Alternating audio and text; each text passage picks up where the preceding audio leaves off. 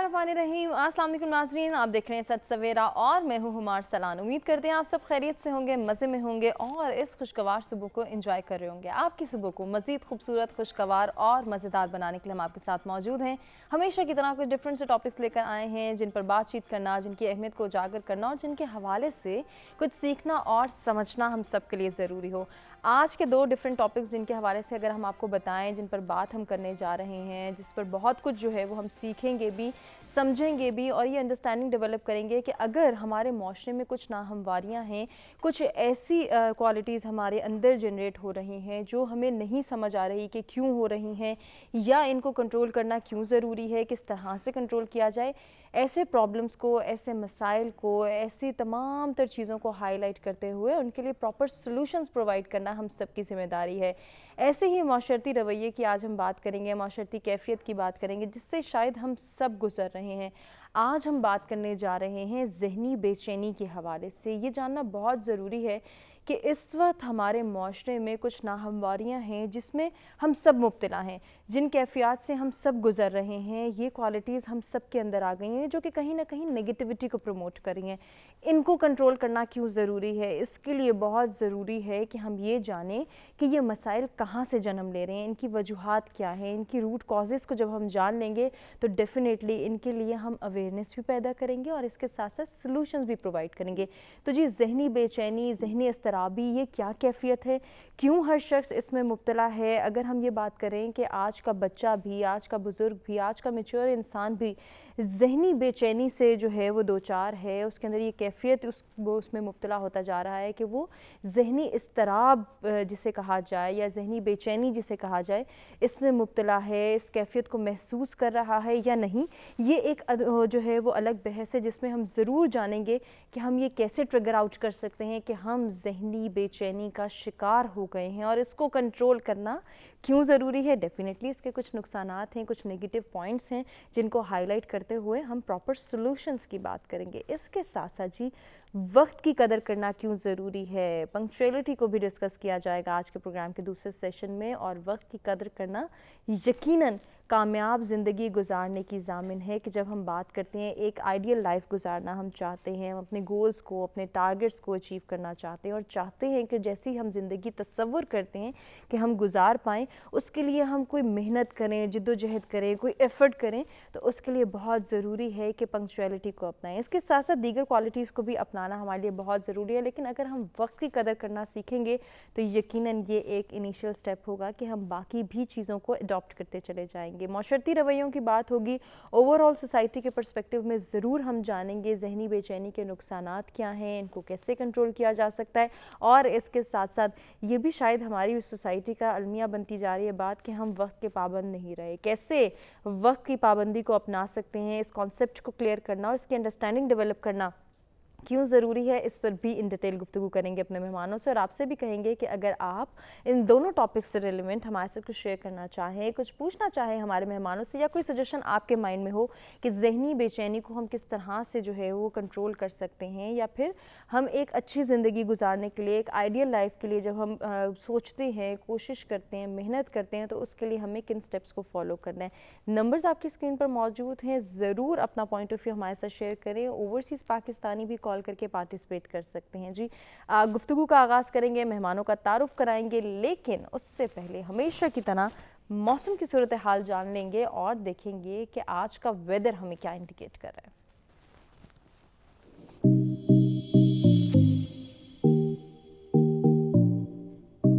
जी, start लेंगे इस्लामाबाद के weather से। Maximum temperature 35, minimum 24 degree centigrade.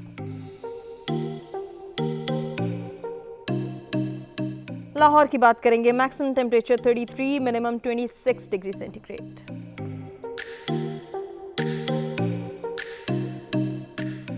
रुख करेंगे कराची का, maximum temperature 36, minimum 29 degree centigrade.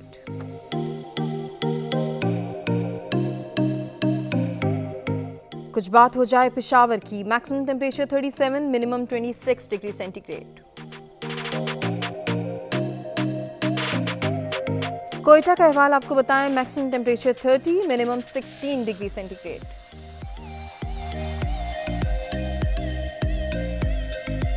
जी, Gilgit Baltistan maximum temperature 21, minimum 10 degree centigrade.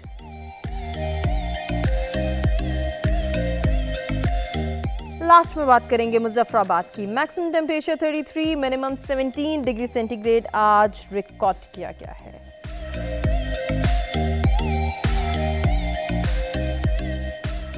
मौसम की सूरत हाल आपने जानी। आज के दोनों टॉपिक्स के हवाले से भी हम आपको बता चुके हैं। जो मेहमान हमारे साथ स्टूडियोज में मौजूद हैं, जल्दी से उनका तारुफ कराते हैं और गुफ्तगू का आगाज़ करते हैं। सबसे पहले हमें ज्वाइन करें मोहम्मद अब्दुल वहाब साहब, हमारे साथ मौजूद हैं, मोटिवेशनल स्पीकर हैं। खुशामदीद कहेंगे। अस्सलाम वालेकुम। बहुत शुक्रिया। वालेकुम अस्सलाम। बहुत शुक्रिया आपकी तशरीफ़ आवरी का। आज के दूसरे मेहमान को आप सब जानते हैं, हमारे मुख्तलिफ प्रोग्राम्स में आते रहते हैं, जर्नलिस्ट हैं, एनालिस्ट हैं, अहमद सगीर साहब, वेलकम करेंगे। अस्सलाम वालेकुम। जी वालेकुम अस्सलाम। बहुत शुक्रिया अहमद साहब आपकी भी तशरीफ़ आवरी का। आज के तीसरे मेहमान को भी खुशामदीद कहेंगे, माहिर तालीम हैं, चौधरी मोहम्मद अकरम साहब, वेलकम करेंगे। सर बहुत शुक्रिया आपके भी कि आपने अपना कीमती वक्त हमें दिया। गुफ्तगू को आगाज़ करना चाहूँगी अब्दुल वहाब साहब आपसे, ये जहनी बेचैनी आपकी नज़र में क्या है जिसको आज हम डिस्कस करने जा रहे हैं? हुमा, जहनी बेचैनी एक ऐसा आजकल के दौर में लाइलाज मर्ज़ बन गया है कि जिसमें हमें नहीं पता लगता हमें क्या चीज़ ट्रिगर कर रही है, क्या चीज़ हमें बेचैन कर रही है।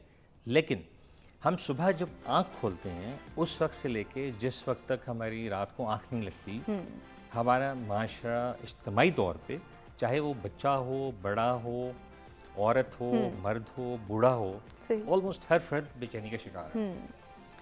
अब बेचैनी के अवामिल क्या हैं? अगर मैं अपनी ज़ाती राय दूं तो मैं ये कहूँगा कि हम अल्लाह को तो एक मानते हैं लेकिन हम अल्लाह की एक नहीं मानते। हम कलमा गो हैं, हम दर्स दूसरों को देते हैं, शायद खुद अपने आप को भी देते हो कि अल्लाह ताला पे तवक्कुल करो, जो अल्लाह ताला ने दिया है उस पर कनात करो। सही। तकदीर का फैसला अटल है, बेशक जो है लिखा हुआ वो होगा। लेकिन हमारी सारी ज़िंदगी इस परेशानी में, इस कर्ब में, इस अजियत में गुजरती है कि हम अपने आने वाले कल को किस तरह बेहतर बनाएं।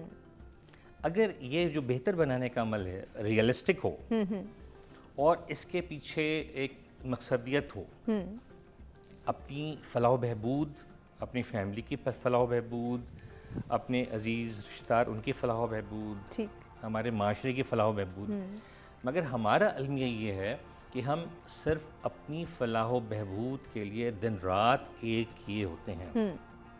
हम अल्लाह ताला पे कनात छोड़कर जो मादियत पसंदी है उस मादियत पसंदगी की दौड़ में इस हद तक दीवाना वार दौड़ रहे हैं कि हमारे जहन, दिल और हमारा जिस्म, इनके जितने कनेक्शन हैं वो सब टाइम आउट हो गए हैं। ऐसे ही। और नतीजा ये है कि कभी हमें सोचें परेशान कर रही होती हैं, कभी हमारे दिलों की धड़कनें बढ़ी हुई होती हैं, मतलब बीपी के सारे मरीज बने हुए हैं। ऐसे ही। आए दिन लोगों को ब्रेन हैमरेज हो रहा है, आए दिन लोगों को हार्ट अटैक्स हो रहे हैं और बेताशा फिजिकल बीमारियां बढ़ गई हैं। और इन सब के ऊपर अगर हम ये देखें तो एक चीज़ हावी है कि हम फ़ौरन से रिएक्शन देना शुरू हो गए, इतनी रिएक्टिव अप्रोच हमने अपना ली है। कुछ और वजूहात का भी इन डिटेल जिक्र करेंगे। मैं चाह रही हूँ कि बाकी पार्टिसिपेंट्स को भी हम गुफ्तगू में शामिल करें। सगीर साहब आप क्या ऐड करना चाहेंगे? आपकी नज़र में जहनी बेचैनी क्या है? इंसान के इमोशंस हैं, उसके मूड्स होते हैं और वो मूड्स और उसके इमोशंस जो हैं वो वक्त के साथ साथ जो है वो तब्दील होते रहते हैं। यकीनन ऐसे ही। अब उसके अंदर जो बैरूनी अवामल होते हैं, देखना ये कि वो कितने ज़्यादा कार फरमा है। एक आपका इंटरनल है, दूसरा आपका एक्सटर्नल है। डेफिनेटली।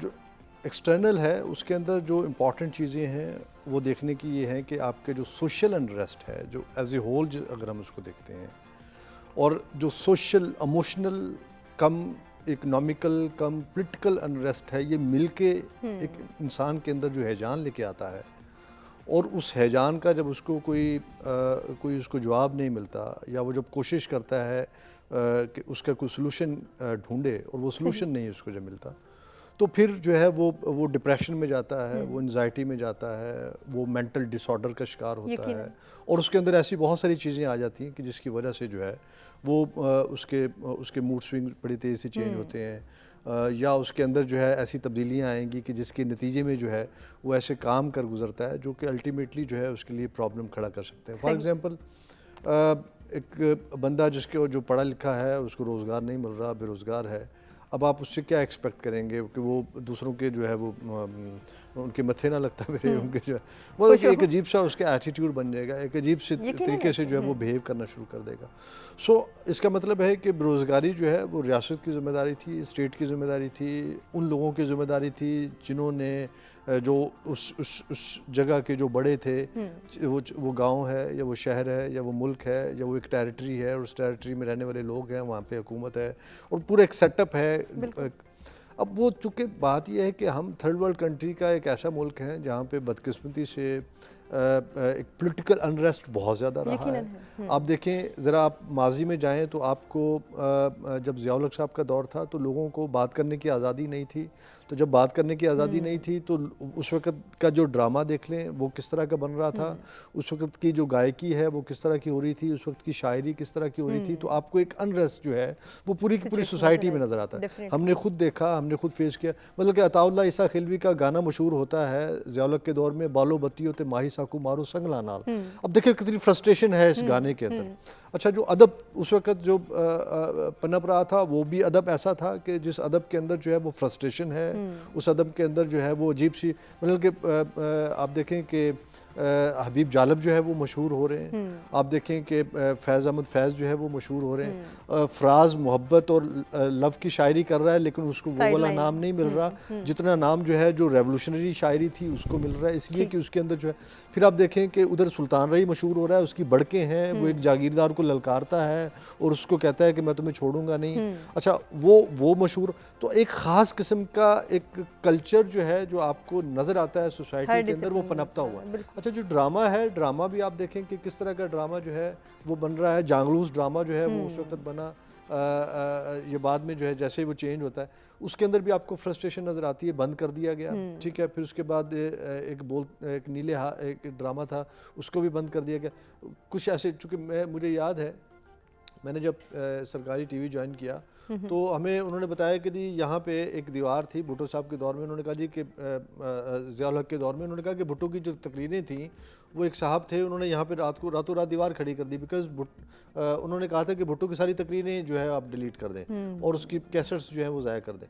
تو وہ آرکائیو بچانے کے لیے ایک صاحب نے جو ہے، اور پھر الٹیمیٹلی ان کو نوازا بھی گیا بعد میں، ان کے بچوں کو بھی. لیکن آپ دیکھیں کہ فرسٹریشن کا لیول ایک طرف کیا تھا، انتقام کا لیول ایک طرف کیا تھا، اور پھر آپ دیکھیں کہ اس وقت لوگوں کو پھانسیاں دی گئیں، اس وقت لوگوں کو کوڑے مارے گئے، اس وقت جو ہے وہ اخبارات پہ پابندی لگائی گئی، امروز بند ہو گیا. پھر اس کے بعد دیکھیں کہ پاکستان ٹائمز بند ہوا، مختلف اور نیوز پیپرز کے اوپر جو ہے وہ کس طرح کے شب خون مارا گیا. آپ کے ہاں پوری طرح سے جو ہے وہ جو پولیٹیکل کلچر تھا وہ پروان ہی نہیں چڑھنے دیا گیا. سو نتیجہ یہ ہوا کہ اگلے 10-15 سال جو ہے ہم وہ اس طرح کھل کے جی ہی نہیں سکے، کیونکہ ہمیں جینا ہی نہیں آتا تھا. 11 سال میں جو نسل آپ نے پیدا کی وہ نسل گھٹی ہوئی نسل تھی، وہ بندھی ہوئی نسل تھی. وہ ساری کی ساری نسل وہ تھی جس کے پاس نہ بات کرنے کی آزادی ہے، نہ کہنے کی آزادی ہے، نہ سوچنے کی آزادی ہے، نہ بولنے کی آزادی ہے، نہ لکھنے کی آزادی ہے، نہ ہی کسی اور طرح کی آزادی ہے. سو ایسی جو ذہنی پسماندگی کا ایک شکار بچے ہم نے پیدا کیے، اور ایک اپاہج بانج ذہن کے جو ہے وہ بچے ہم نے پیدا کیے، جن کے پاس جو بالکل جو ہے وہ ہاتھ پیر جن کے ہم نے ریفلیکشن تھا. اچھا، وہ والی پود جب اب آئی ہے تو وہ آپ کو کیا، آپ ان سے کیا ایکسپیکٹ کریں گے؟ آپ دیکھیں آپ کے لوگوں کا کتاب سے رجحان ختم ہو گیا ہے. کتاب سے رشتہ ناتا جو ہوتا تھا کسی زمانے میں، مطلب ہم لوگ آج بھی کتاب نہ پڑھیں تو سکون نہیں ملتا. رات کو کتاب پڑھے بغیر جو ہے وہ سو ہی نہیں سکتے. ایک رومانس ہے کتاب کے ساتھ، آج بھی وہ رومانس جو ہے وہ چل رہا ہے.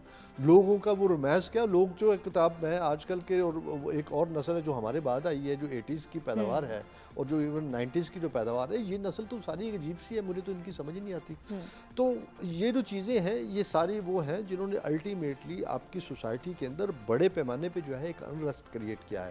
اور یہ جو سوشل انریسٹ ہے اس کی وجہ پولیٹیکل وہ رجیم تھی جس پولیٹیکل رجیم نے ان کو ذہنی اپاہج بنا دیا. اور ہماری ذہنی پسماندگی، ہمارا ذہنی اپاہج ہونا ہی بنیادی طور پہ ہماری اس معاشرے کے اندر یہ جو ایک بے چینی ہے، تناؤ ہے، اور جو جس قسم کی ہم کشیدگی کا شکار ہیں، یہ ساری کی ساری اس کی یقیناً اس اضطراب سے نکلنا بہت مشکل ہے، لیکن امید کی جا سکتی ہے اور کوشش کے ذریعے ہم جو ہے اس ذہنی بے چینی کو دور کر سکتے ہیں، اس کیفیت سے نکل سکتے ہیں، اس پریشر کو ریلیز کر سکتے ہیں. مزید ڈسکشن کے سلسلے کو آگے بڑھائیں گے، اکرم صاحب سے بھی گفتگو کریں گے. ناظرین، ہمیں ایک بریک کی جانب بڑھنا ہے، بریک سے واپس آتے کنٹینیو کریں گے.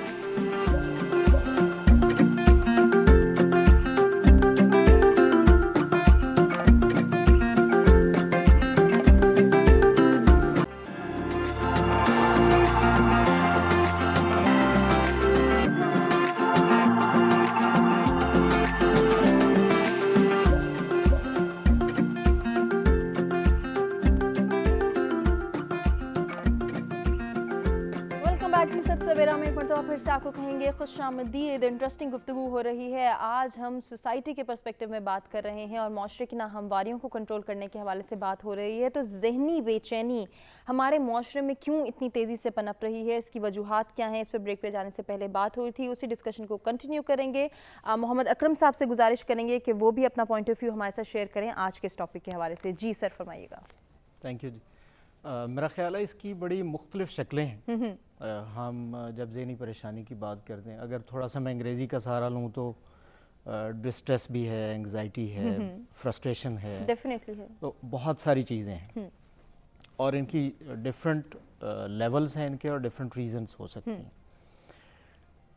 यकीनन इसमें आपकी अपनी साइकोलॉजिकल सेटअप है हमारा। मेरा जो सोचने का अंदाज़ है वो आपसे मुख्तलिफ है, इनसे मुख्तलिफ है, तो मेरी फीलिंग्स और मेरे रिएक्शंस बिल्कुल मुख्तलिफ हैं। डेफिनेटली। और ये पर्सन टू पर्सन वेरी करता है कि हम किस हद तक किस रिएक्शन में जाते हैं।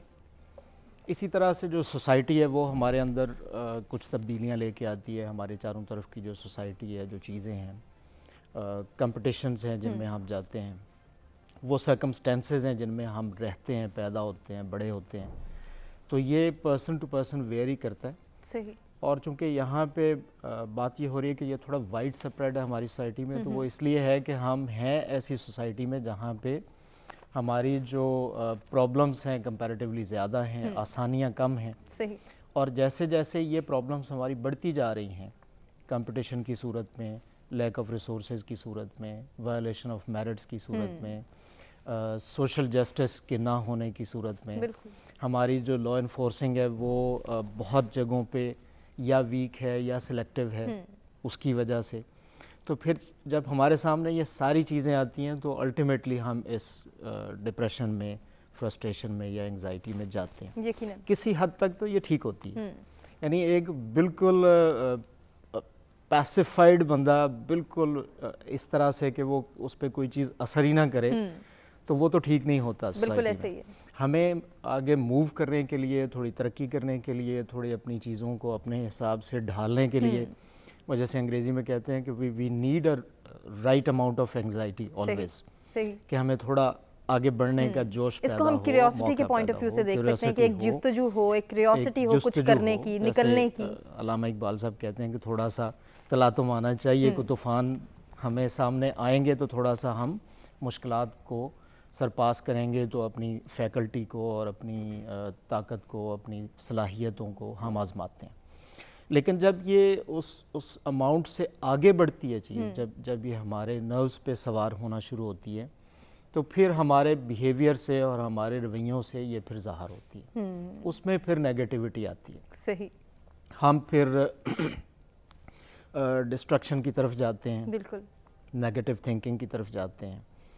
तो वो फिर जो रवैया आप देखते हैं सोसाइटी का, जिसमें हमारे इनटॉलरेंस है बहुत ज़्यादा डेफिनेटली। और ये इनटॉलरेंस, जैसे सारा भी कह रहे थे कि ये पॉलिटिकल, मतलब सिर्फ पॉलिटिकल नहीं है, ये पूरी सोसाइटी में आप देखें। मेरा ख्याल है जितनी इनटॉलरेंस हमारी पॉलिटिकल है, उतनी हमारी लिटरेरी है, उतनी ही हमारी रिलीजियस है, उतनी फैमिली में है। बिल्कुल। तो जिस जगह पे जैसे हम रह रहे हैं वो इनटॉलरेंस हमारे यहाँ बढ़ती जा रही है, और उसके पीछे रीजंस हमारी वही हैं कि हम चूँकि इंटरनली डिस्टर्ब्ड हैं, हम उस सिस्टम को एक्सेप्ट नहीं कर रहे जिसमें हम रह रहे हैं, हमें वो चीज़ मिल नहीं रही जो मेरे ख्याल में मैं डिज़र्व करता हूँ, और वो मेरे सामने किसी दूसरे बंदे को मिल रही है जो डिज़र्व नहीं करता। सही। तो ये कुछ रीजंस हैं। दूसरी चीज़ ये है कि जैसे जैसे कंपटीशन आगे बढ़ता है, जी जी, हमारे यहाँ अब जॉब्स की बात करेंगे तो लिमिटेड है, गवर्नमेंट कुछ भी कर ले तो एक पॉसिबिलिटी उसके पास है नहीं। सही।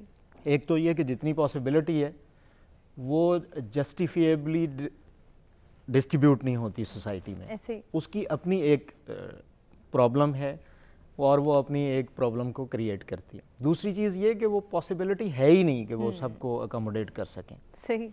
तो उसने वो एक ऐसा ना हल होने वाला मसला है जो हमारी थर्ड वर्ल्ड के साथ है, पाकिस्तान के साथ है, पॉपुलेशन इन्फ्लक्स है, सबको अकोमोडेट नहीं किया जा सकता। तो वो जैसे जैसे कंपटीशन बढ़ता है तो हम ना सिर्फ अपनी मौजूदा हालात को देख के डिस्टर्ब होते हैं और परेशान होते हैं, بلکہ ہم فیوچر کو فورسی کر کے اور زیادہ پریشان ہوں. بالکل آگے کیا ہوگا. ہاں ایز اے فادر میرے لیے ایک تو پریشانی یہ ہے کہ میں آج اپنی فیملی کے لیے کیا کر پاؤں گا, کہاں سے لاؤں گا, کیا کروں گا, اور اس سے 10 گنا بڑی پریشانی یہ ہے کہ یہ جو بچہ میرا اسکول جا رہا ہے یہ کرے گا کیا آگے جا کے, اور اس سے میرے اندر ایک لاوا مزید پکنا شروع ہو جاتا ہے. ایسے ہی اور پھر وہ کسی نہ کسی جگہ پہ جا کے سوسائٹی کو, میرے چاروں طرف موجود لوگوں کو, میری اپنی ذات کو اور اپنی باڈی کو وہ ڈسٹرب کرتا ہے. بالکل اس میں پھر لڑائیاں بھی ہوتی ہیں, اس میں سوئسائڈز بھی ہوتی ہیں, اس میں بیماریاں بھی آتی ہیں, بالکل, اس میں سائیکولوجیکل اور شاید یہ جو کیفیت ہے یہ نہ نظر آنے والی ہے, اس لیے ہم محسوس نہیں کرتے کہ اس کی شدت کیا ہے یا اس کا نقصان کیا ہوگا یا آنے والے وقت میں ہم کیا فیس کر سکتے ہیں, کتنا چیلنجنگ ہوگا آنے والا وقت. تو وہاب صاحب انٹرنلی جس طرح سے ابھی بات کر رہے تھے اکرم صاحب, بڑی اچھی انہوں نے بات کی کہ انٹرنلی بھی ہم یہ دیکھتے ہیں کہ ہمارے اندر ڈپریشن ہے, انزائٹی ہے, ٹینشن ہے, کس طرح کی کیفیت ہے جس کو ہم ڈسکس بھی کر رہے ہیں. تو لیول آف سیٹسفیکشن کون ڈیسائیڈ کرے گا کہ کہاں آ کے ایک انسان سیٹسفائی ہوتا ہے, یا پھر اس کا لیول کون جو ہے اس کا یہ معیار کہاں سے ملے گا اسے؟ کیا یہ بھی مٹیریلسٹک ہے کوئی چیز جس کو ہم اپروچ کر سکتے ہیں, جس کو ہم اویل کر سکتے ہیں, یا جس کے لیے ہم تگ و دو کر سکتے ہیں؟ ہما آپ نے بہت اچھا پوائنٹ نکالا ہے. دیکھیے جس سے میں نے پہلے کہا کہ ہم بیسیکلی جس دین کے پیروکار ہیں ہم اس کے احکامات ماننے کو تیار نہیں ہیں. ہمارے اندر قناعت پسندی آل ٹوگیدر ختم ہو چکی ہے. جو اللہ تعالیٰ نے ہمیں جو کچھ ہمارے پاس ہے اس کے ساتھ اس دنیا میں ہم آئے ہیں, صحیح, اللہ تعالیٰ نے ہمیں ایک مینڈیٹ دیا ہے. اس مینڈیٹ کے ساتھ ہمارا اصل مقصد آخرت کی فلاح و بہبود ہے, یقیناً, اور ہمیں دنیا میں اپنی زندگی اس طرح سے شیپ کرنی ہے کہ ہم آخرت میں کامیاب ہو جائیں. اگر ہم وزیر اعظم بھی بن جائیں, اگر ہم by virtue of luck American president بھی بن جائیں, اگر ہمارے پاس $100 بلین کا بینک اکاؤنٹ بھی آ جائے, اینڈ رزلٹ کیا ہے؟ اینڈ رزلٹ ٹھیک ہے, one day we have to die. بالکل, اور پھر ہمیں میوزک فیس کرنی ہے, we have to face the music. ہمیں اللہ تعالیٰ کے سامنے جواب دہ ہونا ہے کہ ہم نے دنیا میں کیا کیا. اب ایسا ہو نہیں سکتا کہ اگر ایک فرد ایک معاشرے میں کاروبار کر کے 10 لاکھ روپے ماہانہ تنخواہ کما رہا ہے یا پروفٹ لے رہا ہے, دوسرا شخص بھی 10 لاکھ کمائے. وہ لامحالہ اگر چھوٹی موٹی جاب کر رہا ہے تو ہو سکتا ہے 20-25 ہزار روپے اس کو مل رہے ہیں. اور معاشرے میں بے حساب لوگ ایسے ہیں جن کی تنخواہیں 10,000 سے لے کے مشکل سے 50-60 ہزار تک. بالکل ایسے, آلموسٹ یہ 70-80% سیگمنٹ آف دا سوسائٹی ہے. یقیناً. اب ہو کیا رہا ہے, ہم نے اپنے جو سٹینڈرڈز ہیں وہ غیر ضروری طور پہ بہت زیادہ بڑھا لیے ہیں. صحیح. میں اگر آپ کے گھر آپ سے ملنے آتا ہوں, میرے ہاتھ میں تہذیب کا یا راحت کا 1500 روپے والا کیک ہونا چاہیے. اب اگر میرے یا آپ کے مینز اس لیول پہ نہیں ہیں, اب میں نے لوگوں سے صرف اس لیے ملنا بند کر دیا ہے کہ اگر میں 3-4 دن کے بعد کسی کولیگ, کسی دوست, کسی سہیلی, کسی اور کے گھر جاتا ہوں یا جاتی ہوں تو مجھے لامحالہ کچھ نہ کچھ ساتھ لے کر جانے ہیں ایسے جس کے میرے مینز الاؤ نہیں کرتے. میں اپنے بچے کو اس اسکول میں داخل نہیں کرا سکتا جہاں پہ 15-20 ہزار منتھلی فیس ہے. اگر میرا بچہ وہ 1000 یا 1500 روپے والے سرکاری اسکول میں پڑھ رہا ہے, وہاں پہ اس کو جو اسٹینڈرڈ آف ایجوکیشن مل رہا ہے وہ میرے لیے ایک بے اطمینانی کا باعث بنا ہوا ہے. کیونکہ جب میں دیکھ رہا ہوں دونوں کو, ایک بچہ جو اچھے اسکول سے پڑھ کر آتا ہے اس کو بہت اچھی جاب ملتی ہے, معاشرے میں بہت اچھی طرح کمپیٹ کرتا ہے کیوں اس کو ایسا انوائرمنٹ ملا ہوتا ہے. اسی طرح ہماری جو رہن سہن ہے جہاں پہ ہم رہتے ہیں, انفارچونیٹلی ہم ان جگہوں کے حوالے سے پہچانے جاتے ہیں. ہمیں معاشرے میں عزت ان کی وجہ سے مل رہی ہے کہ ہم کون سی لوکیلٹی سے اٹھ کر آ رہے ہیں, ہم کون سی گاڑی ڈرائیو کر رہے ہیں, کتنے سال پرانی گاڑی ڈرائیو کر رہے ہیں. ہماری عزت اس وقت بنتی ہے جب ہم لیٹسٹ ماڈل کی بہت زبردست قسم کی شاندار گاڑی میں کہیں پہنچتے ہیں. اگر ہمارے پاس ایک پرانی گاڑی ہے, جتنے بھی ہم آنیسٹ ہیں, جتنے بھی وفادار ہیں, جتنے بھی ایماندار ہیں, معاشرے نے بھیڑ چال میں تمام جو مورل ایتھیکل سٹینڈرڈ سے ان کو تہوبالا کر کے رکھ دیا ہے. یقیناً ایسے ہی. ایک بہت پڑھے لکھے, بہت آنیسٹ, بہت سمجھدار اور معاشرے کو گائیڈ کرنے والا جو شخص ہے, اگر اس کی ماہانہ سیلری 50-60 ہزار سے زیادہ نہیں ہے, اس کی کوئی عزت نہیں ہے بنسبت وہ اسمگلر جو نون اسمگلر ہے, جو نون برے کاموں میں ہے.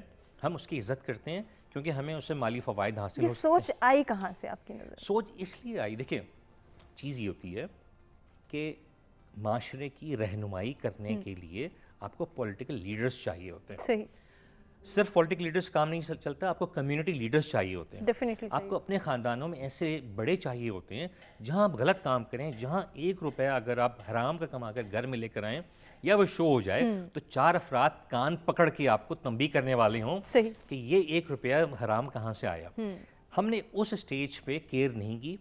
ہمارے گھروں میں اضافی جب وسائل آنے شروع ہوئے، ہماری مائیں، بیٹیاں، بہنیں، بیگمات خوش ہونی شروع ہو گئیں کہ بھئی ہمارا تو اسٹینڈرڈ آف لیونگ بڑھ رہا ہے. ہم نے یہ نہیں دیکھا وہ غلط طریقے سے آیا یا صحیح طریقے سے آیا. صحیح.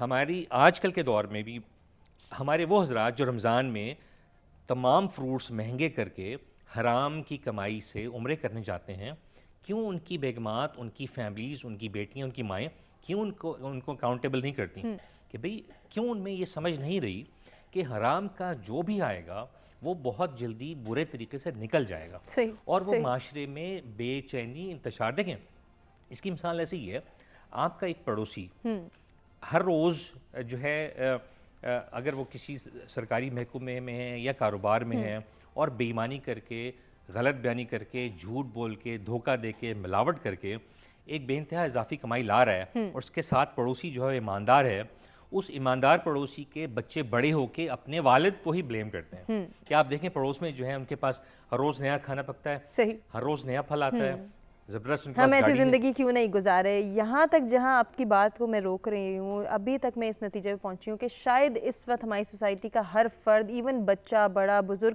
ایکسٹرنل ویلیڈیشن کے چکر میں ہے کہ بس ہم دوسروں کو دکھا دیں کہ ہم کتنی اچھی اور پرسکون زندگی گزار رہے ہیں. ظہیر صاحب یہ سوچ کہاں سے ڈیولپ ہو گئی کہ ہم دوسروں کو بس یہ دکھا دیں کہ ہم پرسکون ہیں، مطمئن ہیں، بہت خوش ہیں؟ ہماری حقیقی خوشی کیا ہے، کہاں ہے، ہم بھول گئے. ہما بات یہ ہے کہ سوسائٹی میٹیریلسٹک ہو گئی، رویے میٹیریلسٹک ہو گئے، رشتے میٹیریلسٹک ہو گئے. یقیناً ہو.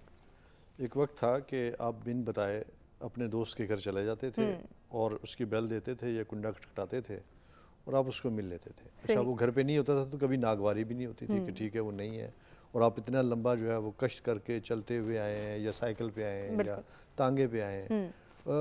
رابطے اگرچہ اتنے اچھے نہیں تھے، یعنی کمیونیکیشن اتنی اچھی نہیں تھی تو آپ کے رابطے بھی بہت زیادہ نہیں ہوتے تھے، آپ نے کبھی کبھی ملنا ہوتا، لیکن وہ ایک تعلق تھا. آپ کو اس کے گھر تک پہنچ کر جو خوشی ملتی تھی وہ خوشی آج اس سے مل کر بھی نہیں ہوتی. اس کی وجہ یہ ہے کہ وہ بھی مینٹلی کہیں اور ہے، آپ بھی مینٹلی کہیں اور ہے. آپ بھی اس چکر میں گئے کہ یار جاؤں گا، پوچھتا ہوں کوئی پیسے ویسے مل جائیں، وہ بھی اس چکر میں کہ یار آیا ہے کچھ لینے نہ آ گیا ہو، ٹھیک ہے وہ دیکھتے موڈ بنا لے گا. اچھا آپ اس کے موڈ کو دیکھ کے ابزارو نہیں کر پا رہے ہوتے، ڈائجسٹ نہیں کر پا. سو یہ جو ہے نا بنیادی طور پہ کہ جو مٹیریلزم آ گیا ہے اس کی وجہ اگر آپ اوورآل پوری دنیا کے اندر دیکھیں تو جو کیپٹلزم جب جیسے جیسے بڑھتا چلا گیا ہے اس کی الٹیمیٹلی اس کے جو خد و خال تھے وہ جس طرح سے جو گہرے ہوتے چلے گئے، اس کے اثرات جو ہیں وہ بھی اتنے ہی سویر ہوتے چلے گئے. بالکل. آج صورتحال یہ ہے کہ بالکل وہ جو مشینیں ہیں وہ مشینیں ہم بھی بن گئے ہیں. ایسے ہی ہے. اور ایسی مشینیں ہیں جن کے اندر نہ وہ خوش ہوتی ہیں نہ وہ غمزدہ ہوتی ہیں. غمزدہ ہوتی ہیں لیکن یہ کہ اپنے غم اندر ہی لے کے ہم جو ہے وہ پڑھتے رہتے ہیں، جلتے رہتے ہیں، کڑتے رہتے ہیں. اچھا دیکھیں بات یہ ہے کہ اس کی وجہ 2-3 وجوہات ہیں جو میں نے بتایا کہ ایک تو وجہ اس کی جو ہے وہ آپ کا جو معاشی ناہمواریاں ہیں جس کی بنیادی وجہ جو ہے وہ کیپٹلزم کا بڑھنا ہے، اور جس طرح سے جو ہے وہ ہمارے رویے جو ہیں وہ مٹیریلسٹک ہوتے چلے گئے ہیں، وہ وجوہات ہیں. اور دوسرا اس کی وجہ یہ ہے کہ ہم لوگوں نے جو ہے کچھ ایسی چیزیں اپنے اندر سے ختم کر دی ہیں جو ہمیں باندھ کے رکھتی تھی، جو ہمیں جوڑ کے رکھتی تھی، جو ہمیں ایک دوسرے کے قریب رکھتی تھی. اور اس میں جو امپورٹنٹ چیز ہے وہ توکل ہے، وہ قناعت ہے، وہ اس چیز پہ شکر ہے. اچھا ہم نے شکر ختم کر دیا، ہم نے ہنسنا ختم کر دیا، ہم نے خوش ہونا چھوڑ دیا. اچھا جب یہ خوش ہونا چھوڑا ہے، اب دیکھیں کہ خوشی جو ہے وہ ضروری نہیں ہے کہ آپ کو بہت زیادہ پیسہ ملے گا تو ہی آپ کو خوش ہونا ہے.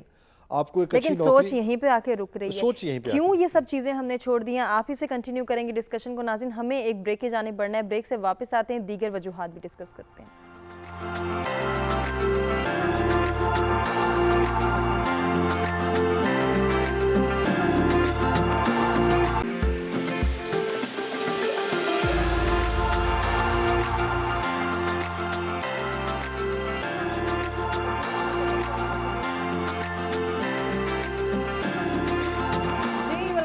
सद सवेरा में एक मरतबा फिर से आपको कहेंगे खुशामदीद। ज़हनी बेचैनी और इस इज़्तिराब को किस तरह से हम काउंटर कर सकते हैं, ट्रिगर आउट करना कितना ज़रूरी है कि ये हमारे माशरे में यकीनन नुकसानात का सबब बन रहा है, इसको कंट्रोल करना क्यों ज़रूरी है और कंट्रोल कैसे किया जाए, इसी पर गुफ्तगू के सिलसिले को आगे बढ़ाएंगे। ब्रेक पे जाने से पहले हम अहमद सगीर साहब से बात कर रहे थे, कुछ वजूहात जान रहे थे। मैं चाहूँगी कि अहमद साहब अपनी बात ही कंप्लीट करेंगे। जी, अब मैं अर्ज़ कर रहा था कि हमने बात यह है कि हम ज़्यादा के चक्कर में रहते हैं, और जब हम ज़्यादा के चक्कर में रहते हैं तो हम वो जो छोटी छोटी खुशियाँ होती हैं हम उसको सेलिब्रेट नहीं करते, हम उसको इंजॉय नहीं करते। और खुशी देखें, अल्लाह ने जो कुछ 4 हार्मोन्स हैं जो हैप्पी हार्मोन्स जिनको कहते हैं, जिसमें जो है वो सीरोटोनिन है, उसमें डोपामिन है, उसमें ऑक्सीटोसिन है, इसमें एंडोर्फिन है। अच्छा, ये जो हैप्पी हार्मोन्स हैं ये आपको कब मिलते हैं? एक हार्मोन है कि आप जब किसी की मदद करते हैं तो वो हैप्पी हार्मोन रिलीज़ होता है आपके, और आपके मूड जो है वो बड़ा प्लेजेंट हो जाता है। फिर एक हार्मोन है जो आपको मिलता है जब आप अपनी किसी प्यारे से मिलते हैं, अपने बच्चे को गले लगाते हैं, अपनी वालदा को प्यार से देखते हैं, तो आपके अंदर से वो हार्मोन रिलीज़ होता है। अच्छा, एक हार्मोन ऐसा है जो आप सक्सेस लेते हैं, जैसे ही आप कोई अचीवमेंट करते हैं, आप सक्सेस हासिल करते हैं, तो वो आपके अंदर से रिलीज़ होता है, आपको सेंस ऑफ सेटिस्फेक्शन आती है आपको। अच्छा, एक हार्मोन ऐसा है कि जो आपको वॉक करते हैं, चलते फिरते हैं, तो उस वक्त जो है वो रिलीज़ होता है और वो आपके मूड को बेहतर कर देता है, प्लेजेंट कर देता है। अब देखिए कि अल्लाह ताला ने कैसे ये हैप्पी हार्मोन्स आपके ब्रेन के अंदर रख दिए हैं कि आप ये काम करो, मैं ये हार्मोन्स रिलीज़ करूँगा और फिर उसके बाद आपके मूड जो है वो बेहतर हो जाएंगे। सही। अब मूड जो है वो बेहतर करने के लिए जो बड़ी बुनियादी चीज़ है वो है कि आप मोहब्बत करना आपको आनी चाहिए। हमने प्यार करना भी छोड़ दिया। बिल्कुल ऐसे ही। एक डॉक्टर थे, मैं आपके सामने एक छोटी सी चीज़, मुझे आपकी थोड़ा सा वक्त दरकार होगा। मैं एक डॉक्टर थे जो हार्वर्ड यूनिवर्सिटी के, और वो काम कर रहे थे वहाँ पे अफ्रीका के अंदर। वो यूएन का पीस मिशन था, उसके साथ थे। वहाँ पे बहुत ज़्यादा गर्मी थी, तो उनको जो है वो एक बीमारी होती है सर्वाइकल मोनिजाइटिस, जिसमें उस मोनिजाइटिस के अंदर ये होता है कि आपका गर्दन तोड़ बुखार जिसको कहते हैं ना कि आपका, तो वो उनको हुआ और उसके बाद वो कोमा में चले गए। वो काफ़ी अर्सा तक जो है वो कोमा में रहे। कोमा में रहने के बाद कुछ 3-4 महीने के बाद वो अचानक एक दिन होश में आते हैं, और होश में आके उसने जो पहली बात की वो ये कि उसने कहा जी कि मैंने मरने के बाद की दुनिया देखी है। तो लोग हैरान हुए, उन्होंने कहा ये क्या है आप बात कर रहे हैं कि आप चूँकि नींद में थे तो शायद आपने कोई ड्रीम देखा है, बहुत लंबा सा ख्वाब है। तो उसने कहा नहीं, ऐसा नहीं होता, इसकी वजह कि राब्ता टूट जाता है आपके जिस्म का आपके दिमाग से। आपका दिमाग लाइव तो होता है लेकिन वो ख्वाब नहीं देख सकता और डेड होता है तकरीबन। तो आपका बाकी जिस्म जो है वो चल रहा होता है, और किसी वक्त भी आप ठीक भी हो सकते हैं। सारी ज़िंदगी कोमे वाले पेशेंट जो है वो सारी ज़िंदगी उसी तरह जो है वो रहते हैं। तो उन्होंने कहा नहीं, मैंने वाकई दुनिया देखी है जो मरने की बात की। तो उन्होंने कहा अच्छा तुमने क्या देखा? अब उसने किताब है, बड़ी मशहूर किताब है, बड़ी वेस्ट में उसके ऊपर बात हो रही है। उसने कहा जी कि मैंने देखा है कि एक नीले रंग की जो है ना एक लाइट है जो मैंने हर तरफ देखी है। तो उसने कहा जी कि वो लाइट क्या है? उसने कहा वो मोहब्बत है। अच्छा, अब ज़रा आप इस चीज़ को देखिए कि लव क्या है। वो जो चिड़िया वो जो उड़ती हुई आती है बहुत दूर से और अपने मुंह में वो जो दाना दुनका लेके अपने छोटे से नन्हे से बच्चे के मुंह में डालती है, वो कौन सी चीज़ है, वो कौन सा ऐसा टूल है जो उसको जोड़ के रखता है कि वो उन अंडों को भी सींचती है और फिर उसमें से निकलने वाले बच्चों को ला के वो भी देती है, तो वो मोहब्बत है। अच्छा, एक छोटा सा बच्चा जो पैदा होता है, जो रोता है, ना माँ बाप को रात को सोने देता है, जो ऊपर ही सूसू भी करता है, जो ऊपर पॉटी करता है, जो सर, और आपको रिटर्न में कुछ नहीं दे रहा, सिर्फ आपको एक चीज़ है जो आपको उठा के इस चीज़ पे मजबूर नहीं कर रही कि आप उसको परे फेंक दें, और वो मोहब्बत है। ठीक है। अच्छा, फिर आप देखिए कि इस दुनिया के अंदर हर चरिंद परिंद दरिंद जो है वो जो मुर्गी है जो 21 दिन तक अंडों पे बैठी रहती है और उठती नहीं है वहाँ से, वो कौन सी ऐसी टूल है जो उसको वहाँ से उठने नहीं देता? वो मोहब्बत है। बिल्कुल है। अभी मारगला की पहाड़ियों में आग लगी और वहाँ पे एक परिंदा, सारे मारगला जल गया, एक परिंदा भी वहाँ पे जला हुआ मिला है जो अंडों के ऊपर बैठा हुआ था, और वो उड़ी नहीं है, वो उड़ सकती थी लेकिन वो वहीं पे बैठी रही और वो जल गई उस पे। तो किस चीज़ ने उसको उड़ने नहीं दिया? वो मोहब्बत ने उड़ने नहीं दिया। आप देखें कि ये प्यार है जो इस पूरी कायनात को बांध के रखता है। अगर इस मोहब्बत को आप निकाल दें तो फिर पीछे सरासीमगी बचती है, पीछे एक क्यास बचता है, पीछे एक अनारकी बचती है, اور پیچھے جو چیز رہ جاتی ہے وہ ایک خاص قسم کا جو ہے ایک انوائرمنٹ ہے جس میں آپ ایک دوسرے کے مار رہے ہیں، ایک دوسرے کو قتل کر رہے ہیں۔ اچھا اب دیکھیں کہ مذہب کیا کہتا ہے، خدا نے یہی کہا کہ سب کچھ کرو، یہ پوری دنیا تمہارے لیے، تسخیر کرو، کھاؤ پیو مزے کرو، لیکن لڑو مت اور فساد مت کرو، ایک دوسرے کو مارو مت، قتل مت کرو، ایک دوسرے کی جان مت لو، ایک دوسرے کے ساتھ غلط مت کرو۔ لہٰذا ہم لوگوں نے جو خوشیوں کے یہ جو محور اور منبع تھے چھوٹے چھوٹے، ہم نے اس کو چھوڑ دیا۔ ہم نے ایک دوسرے کو مارو ماری میں چلے گئے، ایک دوسرے کی جیب پہ نظر رکھ لی، ایک دوسرے کے چیزوں کے اوپر جو ہے ہم جو ہے وہ سانپ بن کے بیٹھ جاتے ہیں۔ ہم اپنی دولت پر تو بیٹھتے ہی ہیں، ہماری خواہش اور کوشش ہوتی ہے کہ ہم دوسرے کی دولت اور اس کو بھی چھین کے اس کے اوپر بھی جو ہے سانپ بن کے بیٹھ جائیں، اور ہم نے اس کی اپنی خوشیوں پر بھی سانپ بن کے بیٹھ گئے۔ ہم نہ خوش ہوتے ہیں نہ خوش ہونے دیتے ہیں، نہ انجوائے کرتے ہیں نہ انجوائے ہونے دیتے ہیں، نہ پلیئر کو اپنے اندر کہیں داخل ہونے دیتے ہیں، نہ ہی کسی اور کو جو ہے وہ اس میں جانے دیتے ہیں۔ سو یہ وہ چیزیں ہیں، اگر ہم تھوڑا سا اپنے آپ کو ہم خوش ہونا سیکھ لیں، ہم چھوٹی چھوٹی چیزوں کو سیلیبریٹ کرنا سیکھ لیں، چھوٹی چھوٹی کامیابیوں کو ہم جو ہے ان کو ان کے اوپر جو ہے وہ ماتم کرنے کی بجائے اس کو جو ہے تھوڑا سا اس کو انجوائے کرنا سیکھ لیں، تو میرا خیال ہے کہ بہت ساری چیزیں، بہت سارے مسائل جس کی طرف آپ اشارہ کر رہی ہیں وہ ختم ہو سکتے ہیں۔ بالکل۔ اب یہ سکھائے گا کون؟ اکرم صاحب آپ کیا کہنا چاہیں گے، کون سکھانے والا ہے؟ جو پیرنٹس ہیں، جو ٹیچرز ہیں، انفارچونیٹلی وہ بھی اسی دوڑ کے جو ہے وہ ایک حصہ بنتے چلے جا رہے ہیں کہ ان کے پاس تو شاید یہ بھی وقت نہیں ہے کہ وہ یہ دیکھ سکیں کہ وہ کہاں خوش ہو سکتے ہیں، کہاں شکر ادا کر سکتے ہیں، یا پھر آنے والے وقت کے حوالے سے اتنی زیادہ سوچے ذہن میں ہے کہ کوئی اور سوچ آتی ہی نہیں ہے۔ میں پہلے تو تھوڑا سا میں جو پہلے چل رہی تھی بات کے ریزنز پہ کہ یہ کہاں سے آ گئی اتنی مٹیریلزم، میرے خیال میں کوئی بھی سوسائٹی جو ہے نا بڑی بڑی اسٹرانگلی انفلوئنسڈ ہے اپنے ادب سے، اپنے لوگوں کی تحریروں سے، ان کی بات سے، انٹلیکچوئلز سے۔ جو ہماری سب کانٹیننٹ کی پچھلے 70-80 سال کی جو ہسٹری ہے، اس میں ایک بڑی اسٹرانگ موومنٹ آئی ہے جسے ہم پروگریسو موومنٹ کہتے ہیں لٹریچر میں، ترقی پسند ادب۔ اور اس ادب نے جو پوری ڈسکشن اپنی رکھی وہ انسان کی باہر کی دنیا پہ رکھی، resources, economy, employer, employees, tussle between آجر اجیر جو بھی آپ کہتے ہیں، ریسورسز کی تمام بانٹ اس کی وہ ایکوٹیبل ہے نہیں ہے، انصافی ناانصافی واٹ ایور۔ تو وہ جو پوری کی پوری بحث ہے اس نے انسان کو اپنے اندر دیکھنے سے منع کر دیا، اور ہم نے اپنی تمام تر ناکامیاں اور جتنی بھی ہماری پریشانیاں ہیں ان کو کسی نہ کسی کے کھاتے میں فٹ کیا۔ ایسے ہی میں بہت ناخوش ہوں کیونکہ میرا باس میرے سے صحیح ٹریٹ نہیں کر رہا، مزدور بہت ناخوش ہے کیونکہ مل اونر اس کے ساتھ صحیح انصاف نہیں کر رہا، فارم لیبر بہت ناخوش ہے کیونکہ جاگیردار اس کے ساتھ اچھا سلوک نہیں کر رہا۔ تو وہ جو ابھی پہلے سر نے بات کی تھی کہ وہ سلطان رائی کی فلمیں اور وہ سارا، تو آپ نے پورے اس ایرا میں دیکھا کہ وہ جاگیردار اور مل اونر اور سرمایہ کار وہ ایک طرف چلے گئے اور باقی کی تمام ورک فورس ایک طرف چلے گی، اور آہستہ آہستہ ہم نے ان چیزوں کو اپنے اندر تلاش کرنا چھوڑ دیا کہ وہ ساری چیزیں، وہ چھوٹی چھوٹی خوشیاں، وہ ایک دوسرے کے لیے سیکریفائس، وہ اخلاص، وہ تعلق، وہ رابطہ، فیملی، جن کی سر نے پوری ڈیٹیل ابھی دی ہے، ہمارا اس سے بالکل فوکس ہی چینج ہو گیا۔ ایسے ہی کہ آپ نے کسی کے ذمہ لگا دینی اپنی ناخوشی۔ بالکل وہ صغیر صاحب بات کر رہے تھے تو میرے ذہن میں ایک بات آ رہی تھی، یقیناً آپ بھی ایگری کریں گے کہ پہلے وقتوں میں اس بات کو برا سمجھا جاتا تھا کہ اگر کوئی یہ کہہ دیتا کہ میرے گھر آنا ہے تو فون کر کے آنا، یا مجھ سے ٹائم لے لینا، یا مجھ سے پوچھ لینا، اس چیز کو ناگوار سمجھا جاتا تھا۔ اگر آج کوئی یہ نہیں کہتا تو سب سے بڑی بد اخلاقی ہے یہ۔ اور آج یہ ہے کہ آپ فون کے بغیر آ گئے، بالکل اپنے سگے بھائی کے گھر آپ جائیں، آپ you don't afford to go on appointed, آپ یہ چیزیں آہستہ آہستہ ہم سے دور ہوئیں، تو پھر ہمارے اندر وہ ساری مٹیریلزم آ گئی۔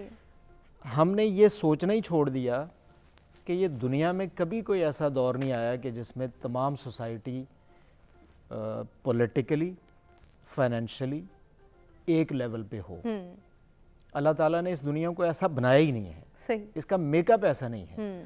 اس نے مارکسزم نے اور ساری کمیونزم نے پوری ٹرائیاں کر کے دیکھ لیں. بالکل ایسے ہی. یہ وسائل ایک لیول پہ استعمال یا ایک لیول پہ تقسیم ہو ہی نہیں سکتے ہیں. ٹھیک. انسانوں کی صلاحیتیں الگ ہیں, ان کی سوچیں الگ ہیں, ٹیلنٹس الگ ہیں. ہم نے یہ کیا کہ اپنی اس پوزیشن کو, اپنے ٹیلنٹ کو, اپنی صلاحیت کو ایک سائڈ پہ رکھا اور صرف یہ سوچا کہ اگر یہ بندہ ملینئر ہے تو میں کیوں نہیں ہوں. بالکل. یا یہ کیوں ہے, یا یہ کیوں ہے, اس سے چھین لیں, برابر پہ کر دیں. میں کام کروں نہ کروں, میں اتنی صلاحیت رکھتا ہوں نہیں رکھتا, میں نے اتنی ٹریننگ کی ہے نہیں کی ہے, میں نے اتنی تپسیا زندگی میں کی ہے نہیں کی ہے, مجھے اس سے کوئی غرض نہیں ہے. ایسے ہی. مجھے وہ سب کچھ چاہیے جو اس کے پاس ہے. بالکل.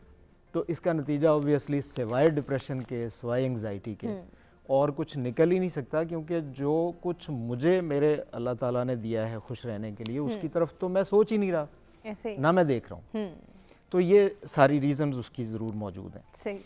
جو ہے جی سکھا کون سکتا ہے, یہ کوئی ایک انڈیویجول, کوئی ایک آرگنائزیشن, کوئی ایک ڈپارٹمنٹ یہ کام نہیں کر سکتا. صحیح. میں ایجوکیشن سے ریلیٹڈ ہوں, میں یہ کہوں کہ ٹیچر بہت اچھے طریقے سے بچوں کو یہ بات سکھا سکتا ہے, تو پہلے اس ٹیچر کو اس جگہ پہ لانا پڑے گا کہ وہ اس چیز کو ایکسیپٹ کرے. پہلے اسے وہ انوائرمنٹ دینا پڑے گا کہ جس میں وہ اپنی اس جاب کو اچھا, آنریبل, رسپیکٹیبل سمجھے. وہ دیکھے کہ واقعی سوسائٹی یہ سمجھتی ہے کہ being a teacher I am respectable, not with standing the fact کہ میرے پاس گاڑی کون سی ہے, میرے پاس گھر کون سا ہے, میں کس سیکٹر میں رہتا ہوں اسلام آباد کے یا میں کسی اور شہر کے. تو جب تک پوری سوسائٹی ٹیچر کو وہ رسپیکٹ نہیں دیتی تو ٹیچر آگے اس کو وہ ٹرانسفر نہیں کر سکتا. اچھا, ویری سوری ٹو سے سر, صرف رسپیکٹ سے کام بھی تو نہیں چلتا. اگر دوسرے اینڈ کی بات کر لی جائے تو وہاں سے بھی بڑی افسوس کے ساتھ یہ کہنا پڑتا ہے کہ یہ سوال آتا ہے کہ اگر ہم اتنا ایکسٹرا ٹائم دیں گے یا کوئی ایکسٹرا ایفرٹ کریں گے تو ہمیں اس کے عوض کیا ملے گا. یس, بات پھر وہیں پہ آ جاتی ہے کہ جب آپ نے پوری کی پوری اکنامکس بیسڈ چیزیں بنانی ہیں, جب آپ نے ہر چیز کو فائنینشیل اس کے پرسپیکٹو میں دیکھنا ہے, تو پھر تو یہ چیز ویسے ہی مائنس ہوتی ہے. ایسے ہی. پھر تو میں ایز اے ٹیچر شاید میں انوی کر رہا ہوں کہ سامنے جو گنے کی ریڈی والا ہے یقیناً زیادہ پیسے ایسے کنٹینیو کریں گے ڈسکشن کو. ہمیں ایک بریک کی جانب بڑھنا ہے. ناظرین, بریک سے واپس آتے ہیں, گفتگو کے سلسلے کو آگے بڑھاتے ہیں.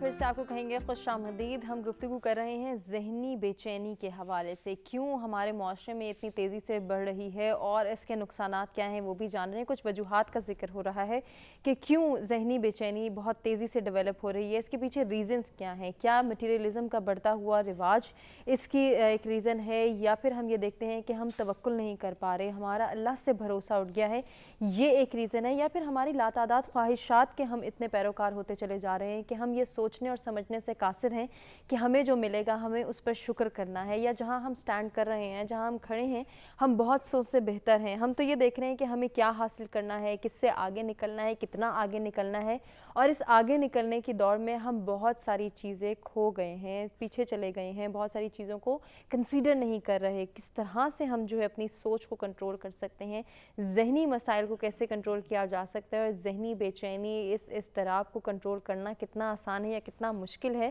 اس پہ کچھ سلوشنز اور سجیشنز جانیں گے اپنے تینوں مہمانوں سے, اور اس پر بھی بات کریں گے کہ جب ہم ان تمام تر وجوہات کو ٹریگر آؤٹ کر چکے ہیں تو اب ہم اس وقت جو ہے وہ سوچنے پر مجبور ہیں کہ ہمیں کرنا کیا ہے, ہم کس طرح سے اس بے چینی سے باہر نکل سکتے ہیں. کیا یہ ممکن ہے کہ اگر ہم اپنے بچوں میں, اپنے نوجوانوں میں یہ سینس انکلکیٹ کریں کہ انہیں اس ذہنی بے چینی کا شکار نہیں ہونا بلکہ انہیں شکر کرنا ہے, وہ جہاں پر موجود ہیں اگر وہ محنت کرتے ہیں تو یقیناً وہ کامیابی حاصل کر سکتے ہیں. وہ دوسروں کی ٹانگ کھینچ کے کامیابی حاصل نہیں کر سکتے بلکہ اپنے بلبوتے پر, اپنی محنت کے بلبوتے پر کچھ کر سکتے ہیں اور ایک کامیاب زندگی کا تصور جو ہے وہ یقینی بنا سکتے ہیں. کنٹینیو کریں گے ڈسکشن کو. جو مہمان ہمارے ساتھ موجود ہیں ایک مرتبہ پھر سے ان کا تعارف کراتے ہیں. جی, محمد عبدالوہاب صاحب ہیں, احمد صغیر صاحب ہیں اور چودھری محمد اکرم صاحب ہیں, جن سے گفتگو کے سلسلے کو ہم آگے بڑھائیں گے, کنٹینیو کریں گے اس ڈسکشن کو جو بریک پہ جانے سے پہلے ہو رہی تھی. وہاب صاحب, جیسے اکرم صاحب نے بھی کہا, صغیر صاحب نے بھی کہا کہ جہاں ہم نے مٹیریلزم کی بات کی وہیں یہ بات بھی ہوئی کہ سکھانے والے کیا کر رہے ہیں, وہ کیوں نہیں سکھا پا رہے اس نسل کو کہ کیا ہونا چاہیے, کیا اچھی کوالٹیز ان کے اندر شامل ہوں, کیا بری چیزیں ان سے نکال باہر پھینکنی ہیں اور کس طرح سے سوچ کے پیراڈائم کو شفٹ کرنا ہے یا پھر ایکسپوجر دینا ہے اپنی سوچ کو. یہ سیکھ یقیناً ہم نے ہی دینی ہے. جو رسپانسبلٹیز ہمیں دی گئی ہیں ہمیں انہیں پورا کرنا ہے. آپ کی نظر میں کیا سلوشنز ہیں, کیا سجیشنز ہیں؟ میں دیکھیں, یہ بڑا ہمہ جہتی اور پیچیدہ اس کی اسٹریٹجی ہے, لیکن بہرحال دیکھیں سدھار کا عمل شروع ہونا ہے اور کرنا چاہیے اور جتنا جلدی ہو سکے کرنا چاہیے. میں اپنی بات کا سٹارٹ وہاں سے کروں گا. ماشاءاللہ سے صغیر صاحب نے اور اکرم صاحب نے بہت سارے پہلوؤں کا احاطہ کیا, اس میں کچھ ریپیٹیشن بھی ہوگی. توکل اللہ تعالیٰ کی ذات پر, سب سے پہلے یہ پختہ یقین کہ اگر ایک ماں سے 70 گنا زیادہ اللہ تعالیٰ ہم سے پیار کرتا ہے تو کیا یہ ممکن ہے اللہ تعالیٰ ہمیں ایسے ہی ابنڈن کر دیں گے اس دنیا میں, ہمیں حالات کے رحم و کرم پہ چھوڑ دیں گے؟ اللہ تعالیٰ جب 70 ماؤں سے زیادہ پیار کرتے ہیں تو لا محالہ اور ہر صورت میں وہ ہمارا ہر وقت خیال رکھیں گے. صرف بات ہے توکل کی, ہم توکل ہم نے چھوڑ دیا. ہم اس دنیا کی جو فانی زندگی ہے اس کو ابدی زندگی سمجھ کے تمام تر آسائشیں, تمام تر راحتیں اس دنیا میں چاہتے ہیں. ہم یہ بھول جاتے ہیں کہ اگر نبی پاک حضور محمد مصطفیٰ صلی اللہ علیہ وسلم رحمۃ للعالمین, کیا اللہ تعالیٰ ان کو دنیاوی آسائشوں سے مالا مال نہیں کر سکتے تھے؟ کیا اللہ تعالیٰ ان کو 7 جہانوں کی دولت سے نہیں نواز سکتے تھے؟ لیکن اللہ تعالیٰ نے غربت میں رکھا, اللہ تعالیٰ نے مصائب دیے, اللہ تعالیٰ نے ان کو مشکلات دیں, اللہ تعالیٰ نے ان کو اولاد کا دکھ دیا, اللہ تعالیٰ نے ان کو وہ مظالم کا سامنا کروایا کہ جنہیں سوچ کر ہماری روح کانپ اٹھتی ہے. تو اگر اللہ تعالیٰ اپنی سب سے برگزیدہ ہستی کو اس دنیا میں مشکلات میں ڈال کے سرخرو کروا کے ہمیں ایک مثال دینے کی کوشش کر رہے ہیں تو ہم اتنے کچھ ذہن کیوں ہو گئے ہیں, ہم اتنے کم عقل کیوں ہو گئے ہیں کہ ہم کیوں نہیں پک کرتے کہ اگر ہماری تنخواہ 25-30 ہزار ہے, ایک آدمی کی تنخواہ یا انکم 25-30 لاکھ ہے, تو اللہ تعالیٰ کی کوئی مصلحت ہے, تو کیوں ہم قناعت نہیں اختیار کرتے؟ کیوں ہم نہیں سوچتے کہ اس دنیا میں اگر 500 سال بھی ہمیں زندگی مل جائے اس کے بعد تو ہم نے مرنا ہے, تو کیوں ہم اللہ تعالیٰ سے اپنا حساب کتاب آخرت میں نہ مانگیں؟ کیوں ہم اللہ تعالیٰ سے یہ ڈیل نہ کر لیں کہ اللہ تعالیٰ جو ہمیں دینا آخرت میں دینا, یہاں کی مشکلات, مصائب, تکالیف, پریشانیاں ہم خندہ پیشانی سے برداشت کر لیں اور اپنا معاملہ اللہ کے سپرد کر دیں. ہونا ہی چاہیے کہ ہمیں ایک اسٹریٹجی بنا کے ہماری ماؤں کو, ہمارے والدین کو, ہمارے اساتذہ کو, ہمارے معاشرے کو, دیکھیں اس کے اصل میں 2 پہلو ہیں. اندرونی طور پہ ہم اپنے آپ کو اپنی ٹینشن سے, اپنی جو اضطراب ہے, ہماری جو عجیب سی شدید اسٹریس کی کیفیت ہے, اس سے باہر اندرونی طور پہ ہم اللہ تعالیٰ سے لو لگا کے ہی لا سکتے ہیں. صحیح, بالکل. لیکن اس کا ایکسٹرنل پہلو بھی ہے. اب جس طرح صغیر صاحب نے بہت اچھا بتایا کہ باہر کی جو ایکسٹرنل فورسز ہیں وہ ہماری مخالف ہوئی ہوئی ہیں, یعنی انڈیویجول کی مخالف ہوئی ہوئی ہیں. ہم یہ نہیں سمجھتے کہ ہم بھی کسی کے مخالف ہوئے ہیں, ہمیں وہ نہیں پتہ, لیکن پوری دنیا ہماری مخالف ہوئی ہوئی وہ ہمیں پتہ ہے. وجہ کیا ہے؟ ہر آدمی جھوٹ بول رہا ہے, کسی کے جھوٹ بولنے سے میرا نقصان ہوتا ہے.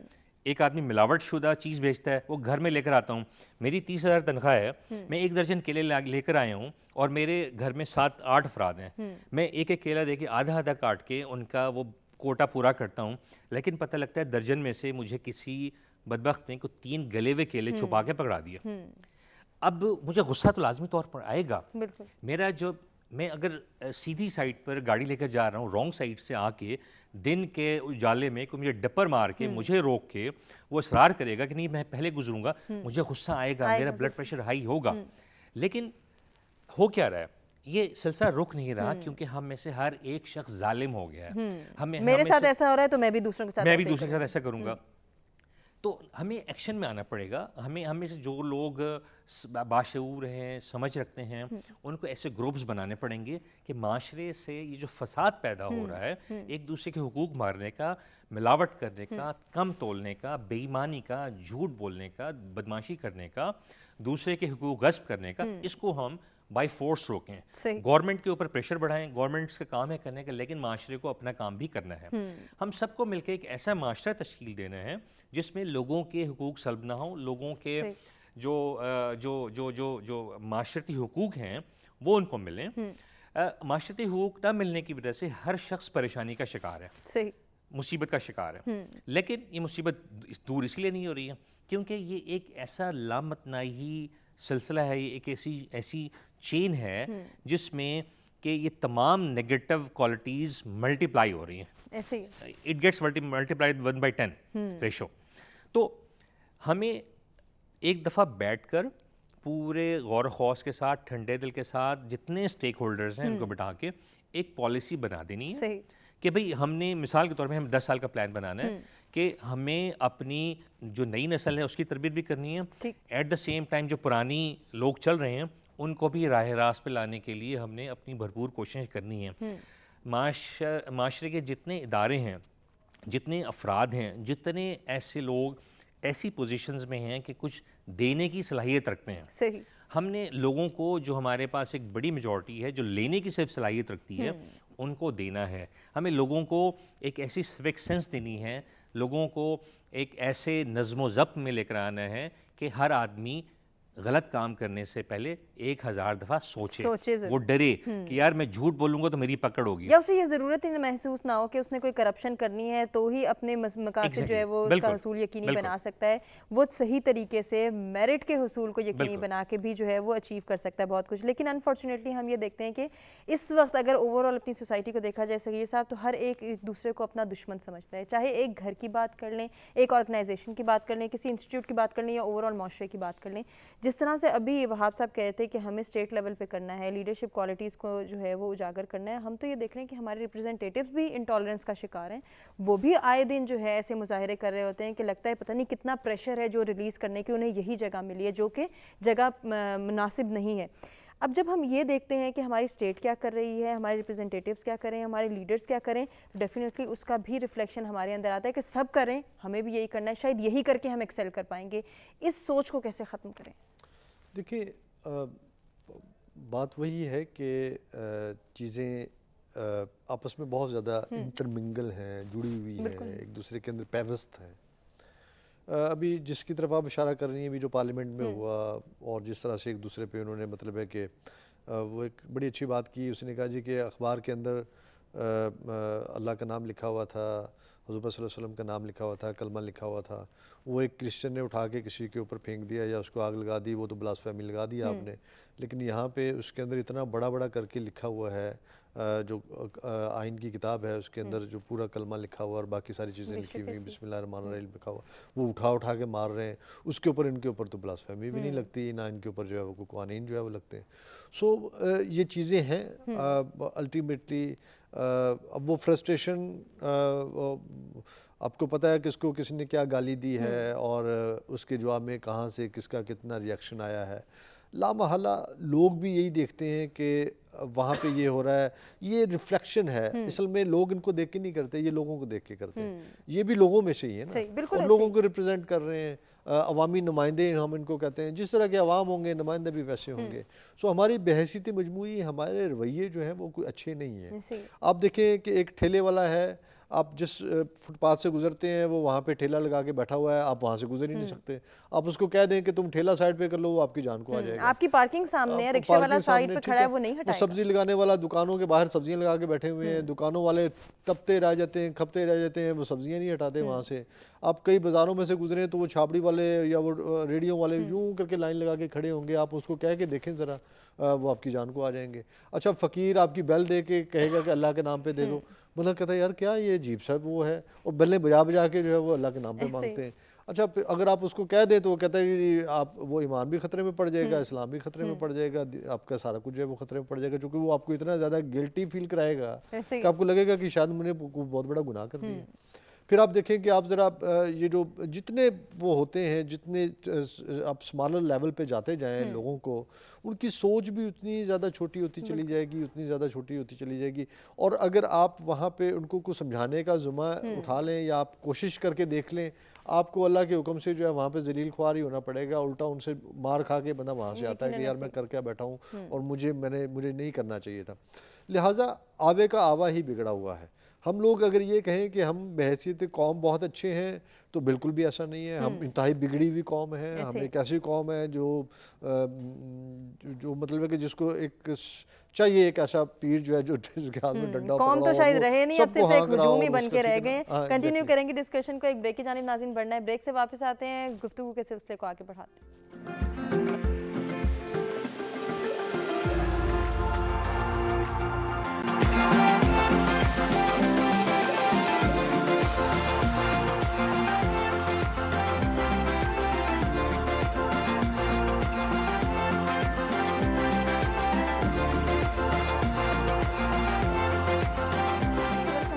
سویرا میں ایک مرتبہ پھر سے آپ کو کہیں گے خوش آمدید. ذہنی بے چینی کو ہم ڈسکس کر رہے ہیں اور اس وقت یہ ہمارے پورے معاشرے میں پھیلی ہوئی ہے. اس کو کنٹرول کرنے کے لیے کچھ سٹیپس جو ہیں یا کچھ سجیشنز ان کا تذکرہ کریں گے. اپنے تینوں مہمانوں سے گزارش کریں گے کہ وہ ہمیں گائیڈ لائن پرووائڈ کریں. ہم اپنے نوجوان نسل کو کس طرح سے گائیڈ کر سکتے ہیں, کس طرح سے انہیں رہنمائی فراہم کر سکتے ہیں, اس ذہنی بے چینی کو کنٹرول کرنے کے لیے کون سے سٹیپس ہیں, کون سے فنڈامنٹلز ہیں, کون سے رولز اینڈ ریگولیشنز ہیں جن کو فالو کرنا ہے. صغیر صاحب, بریک پہ جانے سے پہلے جو بات ہوئی تھی میں گزارش کروں گی آپ سے کہ آپ اپنی بات مکمل کریں اور ساتھ ہی کوئی سلوشن یا سجیشن بھی دے دیں کہ کیا یہ ذہنی کیفیت جو ہے وہ چینج ہو سکتی ہے یا اسے میں کسی حد تک کنٹرول آ سکتا ہے. ہاں بالکل ٹھیک بات ہے کہ مسائل ہم نے بہت دیر سے بیان کر رہے ہیں, یہ تو ہیں اور یہ رہیں گے, لیکن الٹیمیٹلی اب ان کا حل کیا ہے, سلوشن کیا ہے, ہم نے کس طرح سے ذہنی یہ جو بے چینی ہے اور ذہنی پسماندگی ہے یا ذہنی اضطرابیت ہے یا یہ جو ذہنی کشمکش ہے اور جو ذہنوں کے اندر اٹھتے ہوئے ہیجان اور طوفان ہے, اس کو کس طرح سے جو ہے ہم وہ کر سکتے ہیں. سب سے پہلے تو یہ ہے کہ آپ کو جو ہے اپنے ایموشنز کو ایکسیپٹ کرنا چاہیے. آپ کے اندر کسی کے لیے نفرت ہے تو آپ کو ایکسیپٹ کرنا چاہیے, ہاں مجھے نفرت ہے, تاکہ یہ کہ آپ ہیپوکریٹ نہ بنیں, آپ منافق نہ بنیں, آپ یہ نہ ہو کہ اور اس کو تھوڑا سا اظہار بھی کر دیں اور پھر اس کو ریکنسیڈر کریں کہ ٹھیک ہے مجھے اگر مطلب کہ کسی ہم محض اس لیے کہ مجھے آپ پسند نہیں ہے میں آپ کے بارے میں ایک سوچ لے کے بیٹھ جاؤں اور میں اسی پہ کاربند رہوں اور اندر اندر کرتا رہوں کہ نہیں جی بس یہ, اور اس سے یہ ہوتا ہے کہ اچھا ورکنگ انوائرمنٹ بھی آپ کا خراب ہو جائے گا, مسائل علیحدہ سے آپ کو فیس کرنے پڑیں گے اور ذہنی آپ اس کو دیکھتے ہی جو ہے وہ آپ کا فرسٹریشن لیول بھی کہیں پہ پہنچ جائے گا اور آپ کا کھچاؤ, ذہنی تناؤ اور آپ کی انزائٹی بھی بڑھ جائے گی اور ڈپریشن بھی آپ کو ہونے لگے گا. لہٰذا ایک تو یہ کہ آپ ایکسیپٹ کریں اس کو, جو ہے یہ بڑی امپورٹنٹ چیز ہے کہ ہم اپنے ایموشنز کو ایکسیپٹ نہیں کرتے. ہمیں کوئی اچھا لگتا ہے تو ہم اس کو کہہ نہیں پاتے, ہمیں برا لگتا ہے تو بھی ہم کہہ نہیں پاتے, اپنے ہی اندر کرتے رہتے ہیں. کہہ دینا چاہیے, کہہ دینے سے بہت سارے مسائل کہتے ہیں اظہار محبت بھی کرتے سکون میں آیا تھا بندہ, چلو جی میں نے کہہ تو دیا, اب اگلا بندہ ہے وہ اس کا وہ کہتے ہیں کہ یہ اس کی مرضی کہ آئے نہ خاکداں کی طرف, ہمیں تو دیکھتے رہنا ہے آسمان کی طرف. تو آپ بے شک دیکھتے رہیں لیکن اظہار کر دیں, اظہار کر دینے سے آپ کی فرسٹریشن کم ہو جاتی ہے. اور دوسرا یہ ہے کہ آپ رسک لیں, ڈیلی رسک لیں, بڑے رسک نہ لیں لیکن چھوٹے چھوٹے رسک لیں. اس سے دو چیزیں ہوتی ہیں, ایک تو یہ کہ آپ کو آپ کی جو سکسیس ریٹ ہے وہ بڑھ جاتا ہے. میں نے 20 سال کے بعد جب سرکاری نوکری ریزائن کیا تو لوگوں نے کہا تم نے یہ کیا کر دیا. میں نے کہا یار میں نے 20 سال میں نے رسک نہیں لیا, لیکن 20 سال پہلے میں رسک لیا کرتا تھا. میں جب گورنمنٹ میں آیا تو مجھے ہر مہینے ٹیکہ لگ جاتا تھا. میں نے کہا بس ٹھیک ہے اسی میں بیٹھا رہنا ہے. ڈیپوٹیشن پہ ادھر ادھر آتا جاتا رہا, پرائیویٹ چینلز بھی جا کے لانچ کیے, ان کے ساتھ بھی کام کیا, لیکن میں تنگ آ گیا تھا کہ اس انوائرمنٹ سے, اس منافقت سے, یہ جو عجیب سا ایک سرکار کے اندر اور سرکاری ٹی وی کے اندر جو معاملات چل رہے تھے. تو الٹیمیٹلی میں نے ریزائن کر کے میں نے کہا یار یہ پڑھیے آپ کی نوکری, السلام علیکم, اور میں نکل آیا وہاں سے. اور میں نے دیکھا کہ میں نے شاید میں جو 20 سال میں جو کما نہیں سکا, جو عزت, نام, شہرت, مرتبہ, پیسہ, میں نے 2 سال میں نے جو ہے وہ اس سے کہیں زیادہ میں نے وہ سب کچھ جو ہے وہ ارن بھی کیا, لرن بھی کیا چیزیں. تو رسک لینا چاہیے آپ کو روزانہ کی بنیاد پہ. اگر نہیں لے سکتے تو ویکلی ہفتے میں ایک چھوٹا موٹا رسک لے لیں. صحیح. اس سے آپ کو پتہ چلے گا, آپ کو اپنے آپ کو ایویلیویٹ کرنے کا موقع ملتا ہے, آپ کو اپنے آپ کو سمجھنے کا موقع ملتا ہے, آپ کو یہ پتہ چلتا ہے آپ کہاں غلط تھے کہاں ٹھیک تھے, اور الٹیمیٹلی آپ کے مشاہدے جو ہیں وہ بڑھتے ہیں اور آپ کو جو ہے چیزوں کا پتہ چلتا ہے. اچھا, پھر اس کے بعد یہ ہے کہ آپ اپنے پریزنٹ میں رہیں. بالکل. ہماری بہت ساری مسائل اس لیے ہیں کہ ہم اندیکھے خوف کا شکار ہیں. ایسے ہی ہمیں اپنے آنے والا کل جو ہم نے دیکھا نہیں ہوتا, ہم اس کے بارے میں ایک انسرٹن ہوتے ہیں کہ پتہ نہیں کل کیا ہوگا. اور بھائی کل جب آئے گی تو دیکھی جائے گی. اب آنے والے کل کے چکر میں اپنا آپ تو خراب نہ کریں نا. ہم آج جس لمحے موجود میں اگر خوش ہوں, ہیپی ہوں تو ٹھیک ہے, اسی کو میں انجوائے کروں نا. میں کیوں ایک ایسے وقت کے چکر میں, ایک ایسے لمحے کے چکر میں جو ابھی میں نے دیکھا نہیں ہے, جس کو سمجھا ہی نہیں ہے, جانا ہی نہیں ہے, جس کے بارے میں میں یہ بھی فور شیور نہیں ہوں کہ میں وہ دیکھ سکوں گا بھی یا نہیں. دیکھ سکوں گا بھی نہیں کہ دیکھ سکوں گا. اس کو لے کے جو ہے میں پریشان ہوں. کل پتہ نہیں میری نوکری چلی جائے گی, کل پتہ نہیں میں مر جاؤں گا, میں یہ بیماری ہے, کل پتہ نہیں میں رہوں گا نہیں رہوں گا, یہ بیماری دوبارہ مجھے نہ کل ہو جائے. اچھا, میں ٹھیک بھی ہو جاؤں گا لیکن اس خوف سے کہ یہ دوبارہ ہو جائے گی, میں اس بیماری کے اندر ہی کہیں پھنسا رہوں گا. سو آپ اپنے پریزنٹ میں رہیں, اپنے آپ آج آپ نے جو آپ جس لمحے میں ہیں اس لمحے کو آپ انجوائے کریں. اچھا, پھر اس کے بعد ایک جو بڑی امپورٹنٹ چیز ہے وہ یہ ہے کہ مسکرائیں. لافٹر, آپ کو پتہ ہے کہ لافٹر تھراپی دی جاتی ہے. آپ جب کہکا لگاتے ہیں تو آپ کے پھیپھڑے کھلتے ہیں, آپ کے جسم جو ہے وہ موو ہوتا ہے. اچھا, بہت زیادہ ہنسنے سے پسینے بھی آ جاتے ہیں. سو لافٹر تھراپی جو ہے یہ بڑی امپورٹنٹ چیز ہے. آپ کہکے لگائیں, ہنسیں, مسکرائیں. سو اس سے آپ کو بہت فرق پڑتا ہے. اس سے آپ کی انزائٹی دور ہوتی ہے, آپ کا اضطراب ختم ہوتا ہے, آپ کی بے چینی ختم ہوتی ہے. اور سوسائٹی میں اگر سبھی ہنسنے لگ جائیں, مسکرانے لگ جائیں تو ایک محبت ہے جو ہم ایک دوسرے کو جو ہے وہ دے رہے ہوں گے. پھر اس کے بعد یہ کہ آپ اپنی جو ویلیو ہے اس کو آپ ڈٹرمن کریں. سم ٹائم ہم اپنے آپ کو انڈر ایسٹیمیٹ کرتے ہیں, سم ٹائم ہم اپنے آپ کو اوور ایسٹیمیٹ کر جاتے ہیں. اچھا, یہ بڑی بنیادی چیز ہے اور اس کو سمجھنا بڑا ضروری ہے. مثلاً یہ کہ میں اگر میری اوقات سمجھ لیں کہ میری اگر اوقات میری 1 روپیہ ہے اور میں اپنے آپ کو اوور ایسٹیمیٹ کر کے میں 100 روپے کے اہل بنانا چاہ رہا ہوں اور میں نہیں بن پا رہا ہوں تو میں خام خواہ اڑتا رہوں گا. تو بھئی اپنے آپ کو ایویلیویٹ کریں, آپ دیکھیں کہ آپ 1 روپیہ ہیں تو فی الحال 1 روپیہ رہیں, چونکہ وہ جو 100 بنا ہے اس کے لیے کتنا کشٹ کیا ہے, کتنا اس نے پاپڑ بیلے ہیں, کتنا اس نے جو ہے وہ خاک چھانی ہے, وہ وہاں تک پہنچنے کے لیے اس نے بڑا ٹائم لگایا ہے. سو آپ کو بھی تھوڑا سا جو ہے وہ کرنا پڑے گا. لہٰذا آپ اپنے آپ کو مس کیلکولیٹ نہ کریں اور اپنے آپ کو جو ہے اس طرح سے اس لیول پہ آپ نہ ابھی سے جو ہے وہ سمجھنا شروع کر دیں جس لیول پہ کوئی اور بیٹھا ہوا ہے. اچھا, پھر اس کے بعد یہ ہے کہ آپ کو بی کریٹو اور بی تھاٹ فل. ہم لوگ کریٹو نہیں رہے. میں بتاؤں, سم ٹائم یہ ہوتا ہے کہ جب مجھے وہ ہوتا ہے تو میں لکھنا شروع کر دیتا ہوں. بہت سارے لوگ شاعری کرتے ہیں, بہت سارے لوگ لکھتے ہیں. اچھا, آپ کی جتنی فرسٹریشن ہے آپ لکھیں گے, وہ ساری فرسٹریشن اگر آپ نے کاغذ پہ نکال دی ہے, آپ سکون سے بیٹھ گئے, اب وہ کاغذ کے لفظ جو ہے وہ چیختے چلاتے آپ کو نظر آئیں گے اور آپ سکون سے بیٹھ کے ان کے مزے لیں گے کہ دیکھا میں نے جو ہے. تو بی کریٹو. آپ کی جو کریٹیوٹی ہے وہ آپ کو کہیں نہ کہیں جو ہے وہ جب آپ اس کو اپنے انر کو, وہ جو انٹرنل جو آپ کی جو ڈس ایگریمنٹس چل رہے ہوتے ہیں اندر, اور اندر جو آپ کے وہ چل رہا ہوتے ہیں پریشانیاں اور پشیمانیاں اور اضطراب چل رہے ہوتے ہیں, اس کو جب آپ کنورٹ کر دیتے ہیں انٹو ادر کسی اس میں, مطلب کہ یہ کیمرہ مین ہے ہمارے, یہ اپنے کہیں کہ آج میں نے ایسا شاٹ بنانا ہے کہ جو کمال شاٹ ہوگا, وہ ایک شاٹ بنا کے جو آپ کو سکون ملتا ہے نا, وہ ہو سکتا ہے آپ اینکر ہیں, آپ کہیں کہ آج میں نے ایسا انٹرو دینا ہے کہ اس سے پہلے کبھی انٹرو نہ دیا ہو, میں نے ایسے الفاظ استعمال کرنے اپنے انٹرو کے اندر ہے, اپنے ایکسٹرو کے اندر. تو اپنے آپ کو ہم جتنا کریٹو کریں گے آپ اتنی سینس آف سیٹسفیکشن بڑھتا ہے, اور وہ جو میں نے ہیپی ہارمونز بتائے ہیں وہ ریلیز ہوتے ہیں, وہ آپ کو مزہ آتا ہے, آپ انجوائے کرتے ہیں. پھر اس کے اندر یہ ہے کہ تھاٹ فل, کہ آپ سوچیں. ہم نے سوچنا چھوڑ دیا, ہم نے جو ہے وہ بہت سارے مقدر قسمت کا ڈرامہ ہم نے ایک لگایا ہوا ہے, ہر چیز اٹھا کے اس کے اوپر فلاں کا قصور ہے, فلاں کی وجہ سے نہیں ہو سکا. ہونا ہی ہونا. نہیں بھائی, حضرت علی سے کسی نے پوچھا کہ میں کتنا خود مختار ہوں, اس نے کہا 1 ٹانگ اٹھاؤ. اس نے کہا ٹھیک ہے, انہوں نے کہا دوسری اٹھاؤ, ان کا گر جاؤں گا. اس نے کہا تمہارا اتنے اپنے اوپر جو ہے وہ اختیار ہے. سو آپ کے پاس بہت سارے اختیار موجود ہیں, آپ چاہیں تو بہت کچھ کر سکتے ہیں, آپ چاہیں تو بہت ساری تبدیلی لا سکتے ہیں, آپ کہیں اور نہیں تبدیلی لا سکتے, اپنے گھر میں لا سکتے ہیں, کہیں گھر میں بھی نہیں لے کے آ سکتے, آپ اپنے اندر لے کے آ سکتے ہیں. اور الٹیمیٹلی آپ کی تبدیلی جو ہے وہ ضرور کہیں نہ کہیں آپ کے ارد گرد جو ہے وہ لوگوں کے اوپر جو ہے وہ اثر انداز ہوگی. سو تھاٹ فل رہیں, سوچیں. پھر اس کے بعد یہ کہ اویلیبل رہیں. ہم لوگ اویلیبل نہیں ہیں. آپ کو میری ضرورت پڑتی ہے تو میں اویلیبل نہیں ہوں, مجھے آپ کی ضرورت پڑتی ہے آپ اویلیبل نہیں ہے. نتیجہ یہ ہوتا ہے کہ ہم سیلفش ہو گئے ہیں, ہم خود غرض ہو گئے ہیں. ہم نے جیسے جیسے خود غرضی بڑھتی ہے تو آپ کی خود شناسی کم ہوتی چلی جاتی ہے, آپ کو دوسرے سے آپ کی خود شناسی بھی اور خود شنایا بھی نہیں رہتی. لہٰذا یہ جو چیزیں ہیں یہ الٹیمیٹلی آپ کو انکریز کرنی ہے, آپ دوسروں کے لیے اویلیبل رہیں.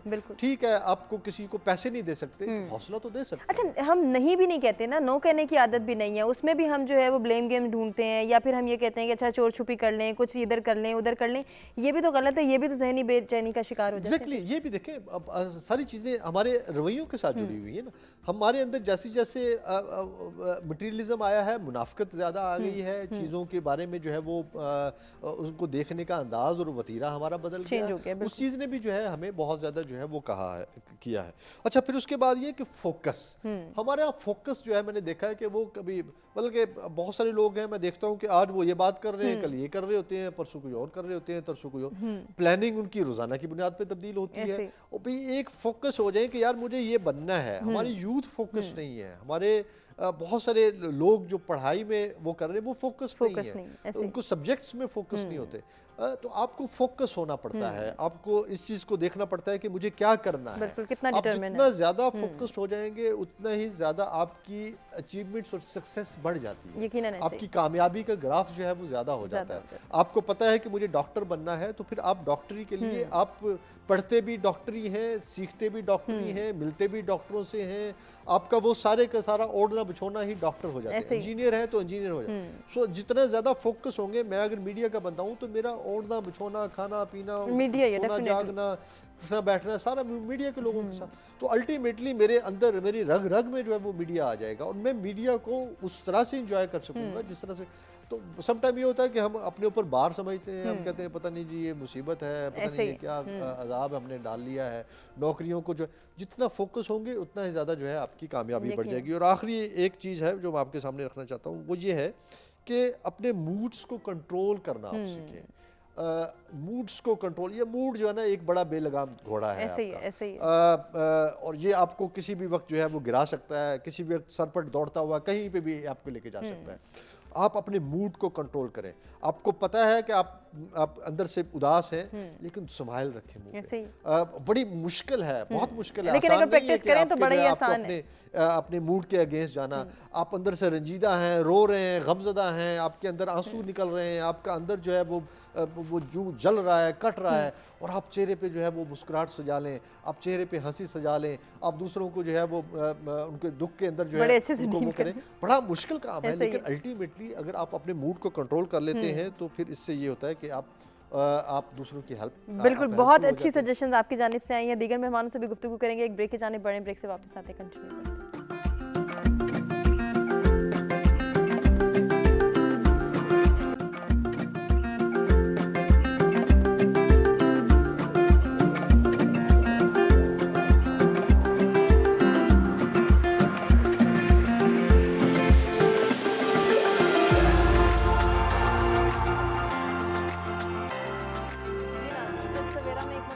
آپ کو کہیں گے خوش آمدید. ذہنی بے چینی کا حل کیا ہے, اس کو کس طرح سے کنٹرول کیا جا سکتا ہے, اس کے لیے سولوشنز اور سجیشنز پہ بات ہوئی تھی بریک پہ جانے سے پہلے, اسی کو کنٹینیو کریں گے. اکرم صاحب سے بھی گزارش کروں گی میں کہ جب ہم یوتھ کی بات کرتے ہیں, جب اپنے نوجوانوں کو گائیڈ کرنے کی بات کرتے ہیں, تو یقیناً ان کی رہنمائی بھی ہم نے کرنی ہے, ان کی مدد بھی ہم نے کرنی ہے, ان کو انکریج بھی کرنا ہے اور ان کو سپورٹ بھی کرنا ہے. ایسے میں ان کے اندر جو بے چینی, جو اضطرابی کیفیت سے جس سے وہ دوچار ہیں, اس کو ہم نے کسی طریقے سے چینلائز بھی کرنا ہے, مینجمنٹ بھی سکھانی ہے انہیں, اور ساتھ ہی ساتھ انہیں یہ ٹیکٹکس بھی دکھانے ہیں کہ کس طرح سے وہ اپنے فیوچر کو فورسی کرتے ہوئے اپنے آج کو بہتر بنائیں. یقیناً یہ ساری چیزیں ساتھ لے کر چلیں گے تو ہی کامیاب زندگی گزار سکیں گے.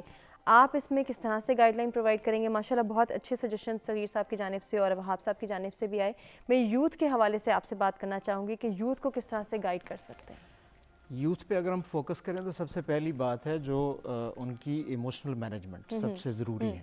ہمارے سلیبس میں کسی بھی لیول پہ اس پہ کوئی فوکس کبھی نہیں کیا جاتا. یہ ضروری ہے بندے کو یہ سمجھانا کہ اپنے ایموشنز کو کس طرح سے کنٹرول کرنا ہے. صحیح. مثلاً اگر جیسے ہم بات کر رہے تھے کہ مجھے ایک ریسپانس ملتا ہے کسی بھی جگہ سے, مجھے کوئی گالی دیتا ہے تو میں جواب میں گالی دیتا ہوں, مجھے کوئی تھپڑ مارتا ہے تو میں فوراً 2 تھپڑ مارنے کی کوشش کرتا ہوں. تو یہ ہمیں سمجھانے کی ضرورت ہے کہ یہ تو ایکشن اینڈ ریئیکشن کی جو فورسز ہیں یہ نیوٹن نے شاید انسانوں کے لیے نہیں بنائی تھی، یہ مٹیریل چیزوں کے لیے ہیں. آپ بال کو ہٹ کرتے ہیں تو بال کو دوڑنا چاہیے، انسان کو ایسے نہیں کرنا چاہیے. ہمارے اندر بڑی ایبزارپشن ہے، ہمارے اندر بہت ساری ایسی صلاحیتیں ہیں کہ ہمیں یہ دیکھنا ہے کہ اس کے جواب میں نے اس کے مطابق ریئیکٹ کرنا ہے بالکل، یا میں نے اپنے سٹینڈرڈز کے مطابق ریئیکٹ کرنا ہے. یہ سب سے پہلی چیز ہے جو بچوں کو سکھانے بالکل والی ایسے ہی ہے. ہے. کسی کہ محفل آپ میں نے بیٹھے ہیں، اگر کسی نے بھی ایک ٹونٹ کر دیا ہے، ہمارا تو پورا دن اس چکر میں برباد ہو گیا کہ اب اگلی محفل میں جب میرا سامنا اس کے ساتھ ہوگا تو میں اس کو کس طرح سے ٹونٹ تو میں کیا کروں گا. تو مجھے اپنا سٹینڈرڈ سیٹ کرنا ہے. صحیح. یہ مذہبی حوالے سے بھی، یہ سماجی حوالے سے بھی، یہ اخلاقی حوالے سے بھی دنیا کی سب سے اچھی چیز یہی ہے کہ میں اپنے سٹینڈرڈ سے ریئیکٹ کروں. کسی کوئی مجھے جو بھی کہے میں بتاؤں کہ اچھا جی میں نے ایسا نہیں کرنا آپ کے ساتھ. تو یہ ہماری جتنی بھی تعلیمات ہیں اس کا یہ فوکس یہ ضرور ہونا چاہیے. صحیح. جہاں تک میٹیریلزم کی بات ہے، اسٹوڈنٹس کو بڑے اچھے طریقے سے سکھایا جا سکتا ہے کہ میٹیریل پرسوٹ کی لمٹ کیا ہے، اور کیا ہم یہ پورے یقین سے کہہ سکتے ہیں کہ جو so called most successful people ہیں اور جو بریکٹ میں دا ریچسٹ پیپل ہیں دنیا کے، کیا وہ واقعی خوش ہیں؟ اگر تو وہ richest people are the happiest people تو پھر تو اس لائن پہ پیچھے دوڑنا چاہیے آنکھیں بند کر. صحیح.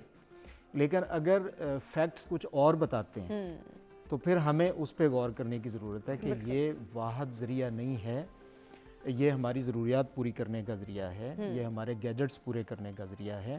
ہمیں کوشش کرنی ہے، ترقی کرنی ہے، ہمت کرنی ہے کہ ہم اپنی لائف کو تھوڑا آسان بنائیں، تھوڑا اس کو ایزی لے کے آئیں، اس کی جو ضروریات ہیں ان کو پورا کریں.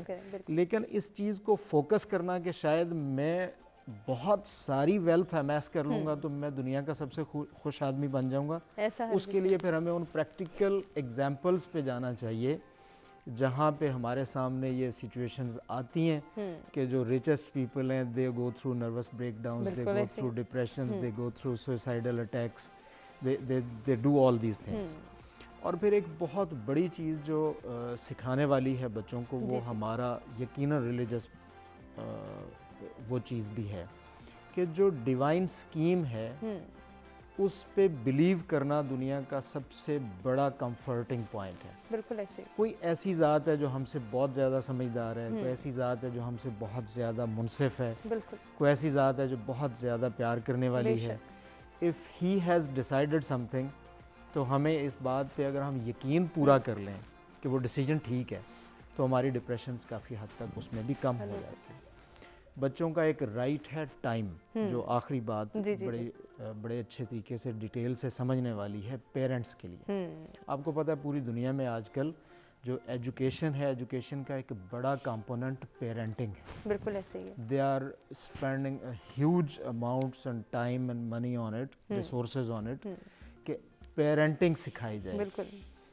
میں کبھی اکثر جو ہمارے بچے پڑھتے ہیں ہمارے پاس تو ان کے پیرنٹس سے بھی کبھی بات کرتا ہوں کہ ہم کبھی کسی سے پوچھیں نا جی آپ کے لیے زندگی میں سب سے قیمتی چیز کیا ہے، 99.9% answers blurted out would be kids. بالکل. میری اولاد، میرے بچے. اور پھر اگلا سوال اگر ہم کریں کہ اچھا جی پچھلے 24 گھنٹے میں، پچھلے ایک ہفتے میں، پچھلے ایک مہینے میں آپ نے اس اپنی زندگی کا جو سب سے بڑا ایسٹ ہے اس کو ڈیڈیکیٹڈ ٹائم کتنا دیا؟ جب آپ موبائل نہیں دیکھ رہے تھے، جب آپ دفتر کا کام نہیں کر رہے تھے، جب آپ ٹی وی نہیں دیکھ رہے تھے، جب آپ گاڑی نہیں چلا رہے تھے، جب آپ گھر کا کوئی اور کام نہیں کر رہے تھے، وہ ڈیڈیکیٹڈ ٹائم وہ کتنا جو آپ نے اپنے بچے کو دیا تاکہ اس کو کچھ سکھا سکیں، اس کی ایموشنل ریکوائرمنٹس کو، نیڈس کو پورا کر سکیں، اس کو اپنے ہونے کا آپ احساس دلا سکیں. then the answers are blank کہ یہ تو مہینوں کیا یہ تو سالوں گزر جاتے ہیں اور ہم ہمیں اتنا ٹائم نہیں ملتا کہ ہم ٹائم دے سکیں. یس. لیکن یہ تو پھر مینجمنٹ ساری کی ساری اس طرح سے ہے. اگر میرا پورا یقین ہے اور میرے یقین اخلاص کے بنیاد پر ہے کہ بچے میرے دنیا کا سب سے بڑا اثاثہ ہیں تو پھر تو مجھے یہ کرنا پڑے گا. بالکل کرنا پڑے گا. پھر تو دیکھنا پڑے گا. اگر میں ان کو چھوڑ کے میں باقی تمام چیزوں کے پیچھے بھاگ رہا ہوں تو پھر میں ان کو پوری طرح سے یہ ٹرین کر رہا ہوں کہ آپ نے بھی بڑے ہو کے یہی کرنا ہے. بالکل ایسے ہی. کیونکہ یہ جو سائیکالوجسٹ ہیں یہ کہتے ہیں کہ children don't listen, they see, they watch. تو آپ جو مرضی کہتے رہیں دوڑے بھاگتے، آپ یہ کر لیں، آپ یہ نہ کریں، آپ یہ کر لیں، آپ کام ٹائم پہ کریں، آپ فلاں کریں، آپ فلاں کریں، اور اگر میں خود وہ نہیں کر رہا ہوں تو کل میں کمپلین نہیں میں ان کو ٹائم نہیں دے رہا ہوں، تو اس کا مطلب ہے کہ میں انہیں پریکٹیکلی یہ سمجھا رہا ہوں کہ آپ نے ایسا ہی کرنا ہے جیسا میں کر رہا ہوں. تو یہ کچھ چیزیں ہیں جو انڈیویجول لیول پہ اسٹوڈنٹس کے ساتھ ہم کر سکتے ہیں. صحیح. دوسری چیز ایک اور ہے جو ہم نے ایک میڈ ریس میں ڈال دیا ہے بچوں کو، میرٹ کی، مارکس کی.